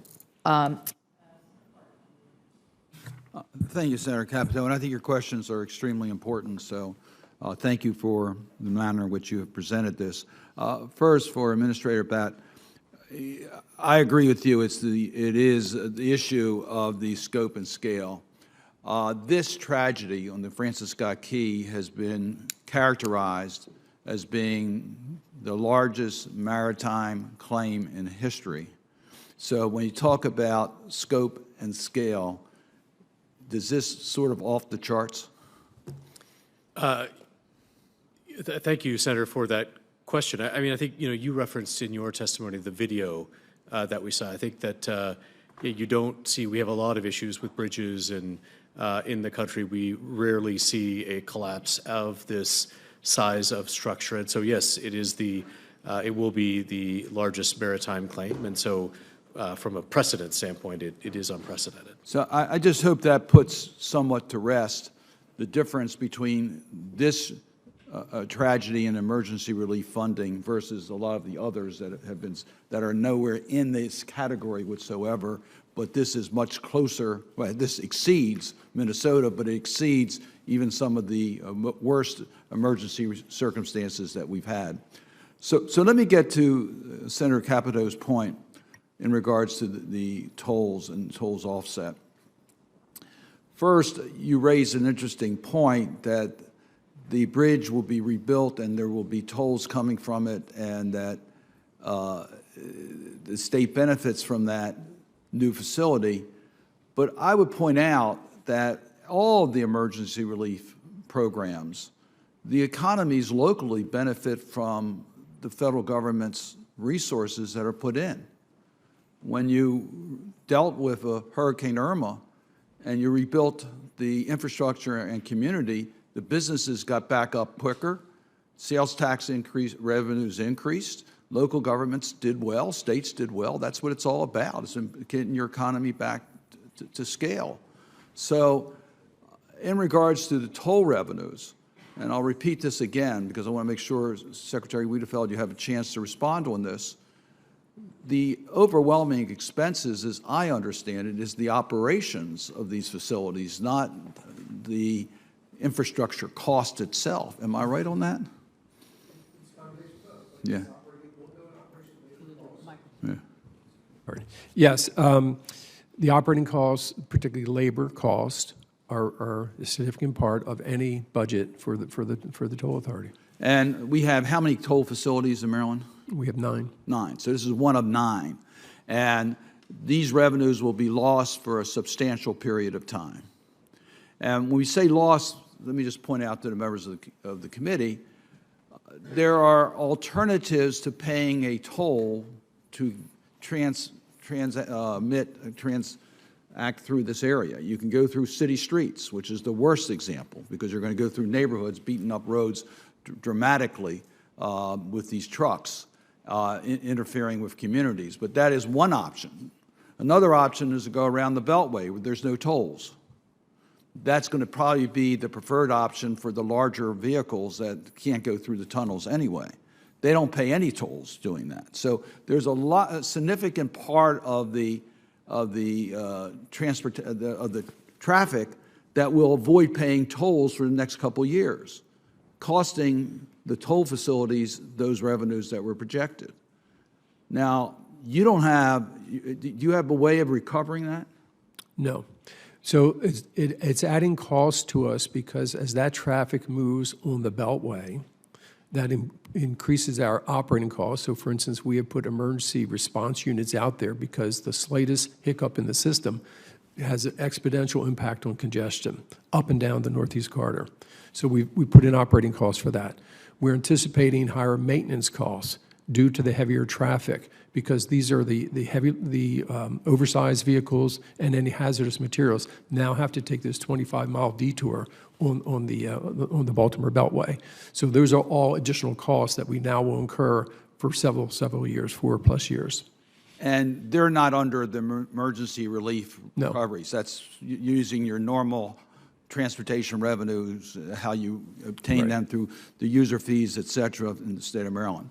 And I guess the last point on this is that additionally, the state of Maryland is going to incur considerably more expenses, and the recoveries, 100% of the recoveries related to the bridge are returned to the emergency relief fund, are they not? Yes, they are. So the federal government's not going to pay 100%. They're going to pay 100% less the recoveries. And the recoveries are not only insurance, they're third-party claims. Right. And those third-party claims, I admit, it's going to take years before we uncover that. But there is at least very serious evidence that there could be wrongdoing in the manner in which the vessel was handled, which could bring in substantial funds. That will go to the Federal Emergency Relief Fund, as it should. So I don't want to leave with the impression that the federal government is paying 100%. They're not going to pay 100%. They're going to get the recoveries. And the recoveries will far exceed the 10%. So as a matter of the burdens to the state of Maryland, in a manner in which the state of Maryland is complying with the requirements of the code as it relates to toll facilities. That's not something that is it's not allowed. We're complying with all the requirements. It would be, I think, just a terrible precedent if we start to try to figure out the values of the emergency relief funds to the local governments that are benefiting from this, from all emergencies, because each one is different. This clearly complies with any standard on the scope of the tragedy and should be reimbursed at 100%. Thank you, Madam Chair. Senator Ricketts. Thank you, Senator Capito. And thank you very much, Secretary Campbell. We'll now have 5-minute rounds. Let me start, if I might. What really differentiates the United States from China, PRC, is the way that we conduct our foreign policy wrapped in our values. They conduct foreign policy based upon transactional objectives. And President Biden has made it clear that our foreign policy will be wrapped within our values. So we promote democracy, good governance, respect for human rights. China uses corruption and force, if need be, as they're threatening to Taiwan, to try to carry out their foreign policy. So my question to you, as we develop our relationship with the PRC, how do you balance our commitment to advance the values that our foreign policy is based in, not just with our direct bilateral relations with China, but in countries in which we're competing with China? How do we balance the advancement of our values that are critical to our national security with the realities that we're dealing with regimes that differ from us and are prepared to do things that we find very objectionable? Senator, it's a great question, and I think you understand the context of it very well. I would simply say that a number of countries where we are contesting intensively, countries like Vietnam, even a country like India, a close partner, there are occasionally challenges that are presented in terms of the conduct of domestic affairs. I think the truth is that the United States, it is just intrinsic, both Democrats and Republicans raise issues of concern in every endeavor. I think that's critical. Most of our partners understand that and appreciate the need to address the issues that we raise. I would simply say that we cannot go back to a period where we place strategic interest at such a premium that we look the other way at egregious acts that cause concern to us. And I don't think that has been done. I do believe that in almost every case, the United States has been able to balance our strong foreign policy, national security interests with, as you put it, our key inherent interests in promoting democracy and human rights. And so ultimately what we're looking to do in some of these very challenging circumstances is to bend their trajectory, sometimes slightly, sometimes transformationally, in directions that that support freedom, that support democracy, and closer association with like-minded nations that we're working with on the global stage. I appreciate that. Congress has been your partner. Sometimes we can, as an independent branch, help you advance our values where diplomats have a hard time pursuing. We've done that in trafficking in humans with our trip reports. We've done that in the sanctions, the Magnitsky and others that require you to consider personal sanctions as well as sectorial sanctions. We did that with anti-corruption in the last Congress. So we look for you to give us additional ways in which we can be helpful to advance American values, Western values, global values in our relationship with other countries. You have to set priorities. We have to set priorities. We have a limited amount of time left in this Congress, and I want you to give me how high a priority is it for the United States Senate to confirm, particularly career ambassadors, where we have so many that are vacant today. If we do that, it takes floor time, takes committee time. There are other issues we need to deal with. How high of a priority is it for you to accomplish your missions to represent us in the State Department, for us to take up and confirm the vacant positions we have now in the State Department? So, look, it's a good point, and I do want to just underscore clearly your first issue. When Congress, when senators engage internationally, it helps us enormously. To the extent that we've had any assistance, and it's been modest at best, from China on fentanyl-related issues, it is largely because of delegations from Congress, from the Senate, going over, making the case powerfully about that this is not just an executive branch issue, it is broadly shared with the American people. When delegation Senator Shaheen was in Britain recently engaging the new British government, they were able to hear directly bipartisan interests for why the special relationship is so important. So I will tell you that we are much more effective when you guys are engaged internationally. I support it. I very much want to see you guys out on the playing field. It helps us consequentially. To your very good point, look, I would say that, politics is a tough game. Take it out on us, the political guys. I work with wonderful people, professionals, and frankly, they deserve to be confirmed. Dorothy Shea is up in front of your committee now. She's been waiting almost 2 years. The place that really the Chinese are taking it to us is in international organizations. We have to be able to contest there. I don't like going to a country in which we sit down with the leader and we don't have an ambassador there. It hasn't been there for a couple of years. I find it embarrassing. I think it is antithetical to our strategic interests. And so, yes, I do believe we should put these folks on the field. Look, no one quarrels with strong military engagements. We have to do that. We have to invest in our military. But I think there sometimes is a tendency to underestimate how important our diplomats are in international organizations, in the global South, particularly when in small countries in Africa, they view the ambassador as the representative of the United States. Washington is distant. And so getting those people in place, I would say, is among our most important priorities. I'm sorry to go on so long on that, Chairman. Senator Risch. Maryland? Thank you, Madam President. I rise in strong support of the nomination of U.S. Magistrate Judge Adam Abelson to be elevated to become a United States District Judge for the District of Maryland. I join with Senator Van Hollen to recommend this nominee to President Biden. Judge Abelson, who lives in Baltimore and now serves as a U.S. Magistrate Judge in our Baltimore courthouse, has been nominated to fill the current vacancy that occurs due to former Chief Judge James Bedard recently taking senior status. Senator Van Hollen and I worked to establish the Judicial Selection Committee in Maryland, including an open application process. In particular, we sought out highly qualified and diverse applicant pool. Our committee interviewed numerous applicants. Senator Van Hollen and I then personally interviewed several finalists before recommending names to the White House. Madam President, I want to tell you this was an extremely competitive process. We had very large number of well-qualified people who sought to serve as judge in our district court. Judge Abelson rose to the top, and we're very proud to make that recommendation.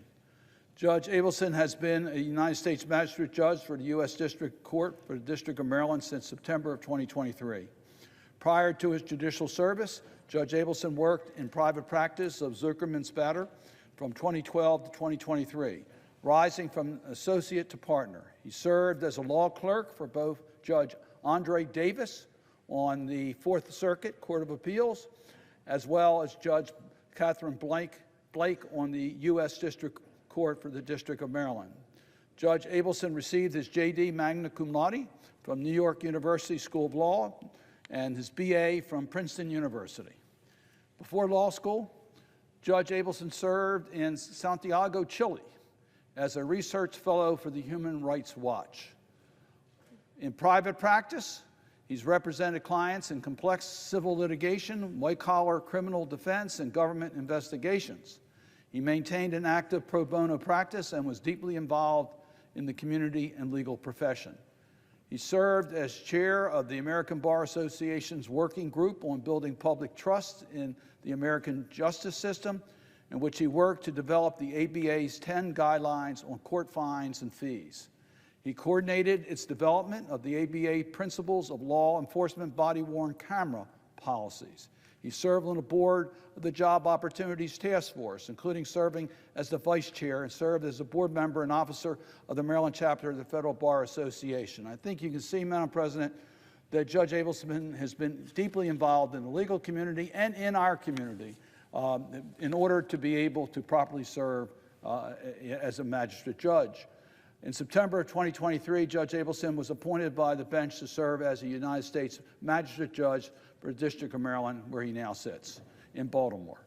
As a sitting federal magistrate judge, Judge Abelson presides over preliminary criminal proceedings, including initial appearances, detention hearings, and arraignments. He handles federal misdemeanor offenses and reviews applications for search and arrest warrants, pen registries, and trap and trace devices. On the civil side, he presides over civil proceedings by consent of the parties, conducts settlement conferences in civil lawsuits, and decides discovery disputes and non-dispositive motions.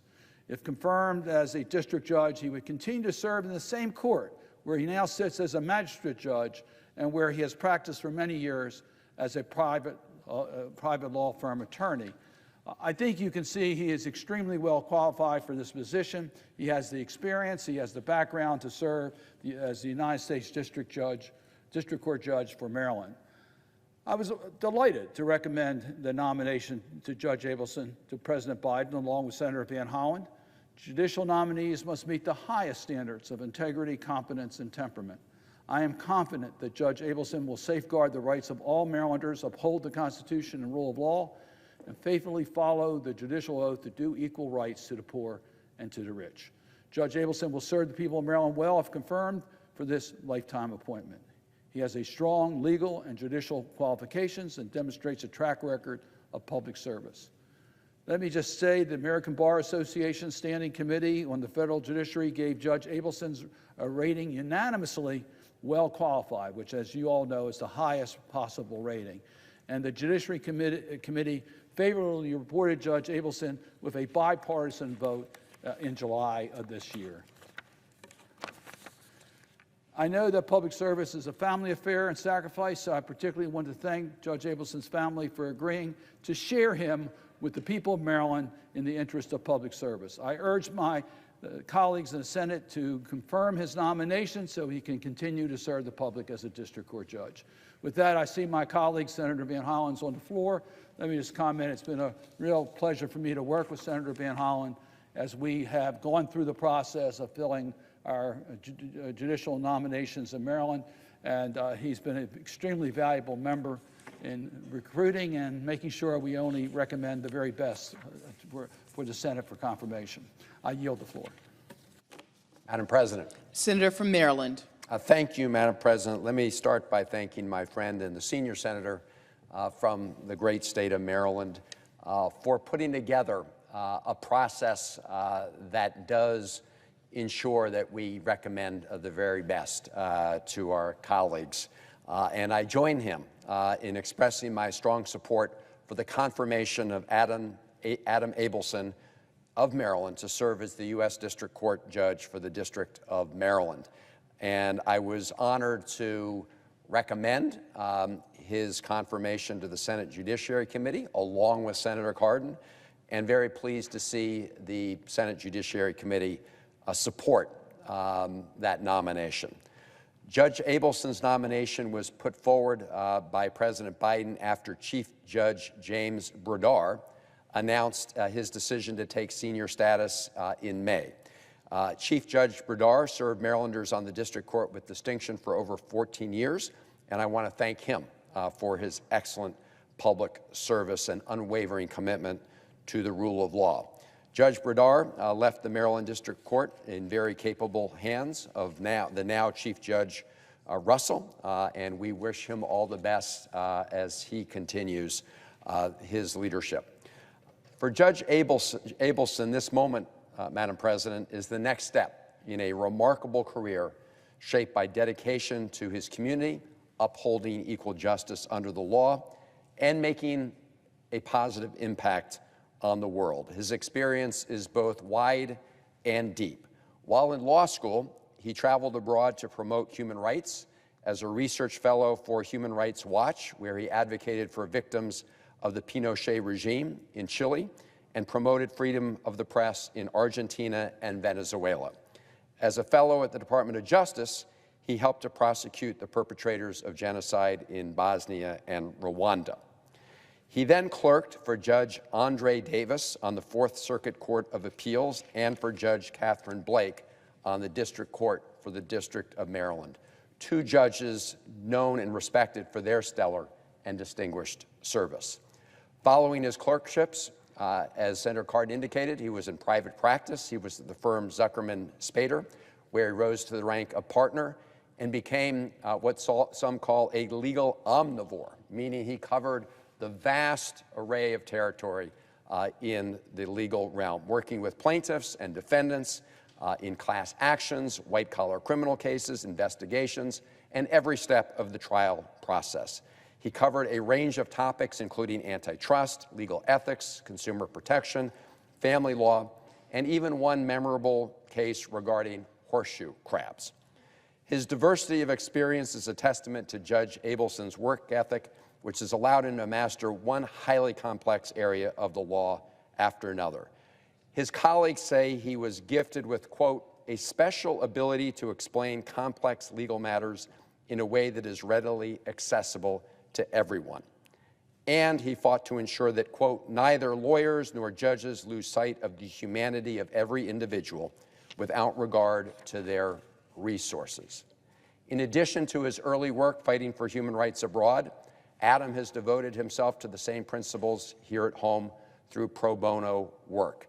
Again, his colleagues say, quote, he regularly leapt at the chance to take on matters in furtherance of the public good. I do want to mention one important case, his work in Witt versus United Behavioral Health, which was a class action lawsuit in which he took on a massive health insurance company on behalf of 100,000 patients with mental health and substance use disorders. These patients were being denied coverage and being forced to shoulder huge out-of-pocket costs for essential care. Adam Abelson helped win them relief, and former Congressman Patrick Kennedy called it, quote, the Brown versus Board of Education for the mental health movement case. It's no surprise that, as Senator Cardin said, the American Bar Association unanimously ruled that Judge Abelson is well qualified for the position to which he was nominated. He's also been a devoted and outstanding member of the legal community, taking on responsibilities with the Maryland chapter of the Federal Bar Association, and also having chaired the American Bar Association's working group on building public trust in the American justice system.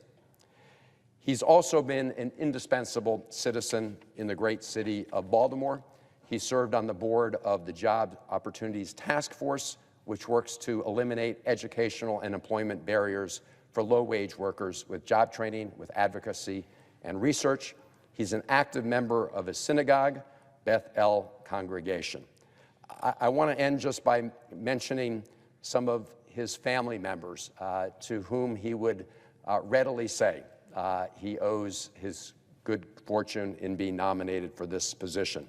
His grandmother, Lois, was a public school guidance counselor who counseled at-risk youth, taught adult education classes, and other community and civic activities, all into her 90s. In his application, Judge Abelson remembers that his grandmother helped put him on the path to public service. When she delivered meals for senior citizens in public housing, she took Adam and her other grandchildren along. She died 10 years ago, but it's clear that her tenacious work ethic and her devotion to justice live on in her grandson. Like Senator Cardin, I also want to acknowledge his immediate family members, his wife, Laura Ginsburg Abelson, who is a former federal public defender, an adjunct professor at the University of Maryland Law School, and a fellow at the University of Pennsylvania Carey Law School. It was Laura who grew up in Baltimore, and we have her to thank many years ago for poaching Adam from Ohio. They decided to raise their family in Baltimore City. Their sons, Asher and Max, are both currently attending Baltimore City public schools, and both mom and dad are very active in their children's education. Madam President, we know our democracy depends on a strong, independent judiciary, and our judiciary depends on people like Judge Abelson, leaders with nimble minds and deep-rooted convictions. He has served with distinction as a magistrate judge, and he will make Maryland and America proud as a district judge. I strongly urge my colleagues to vote to confirm him, and I yield.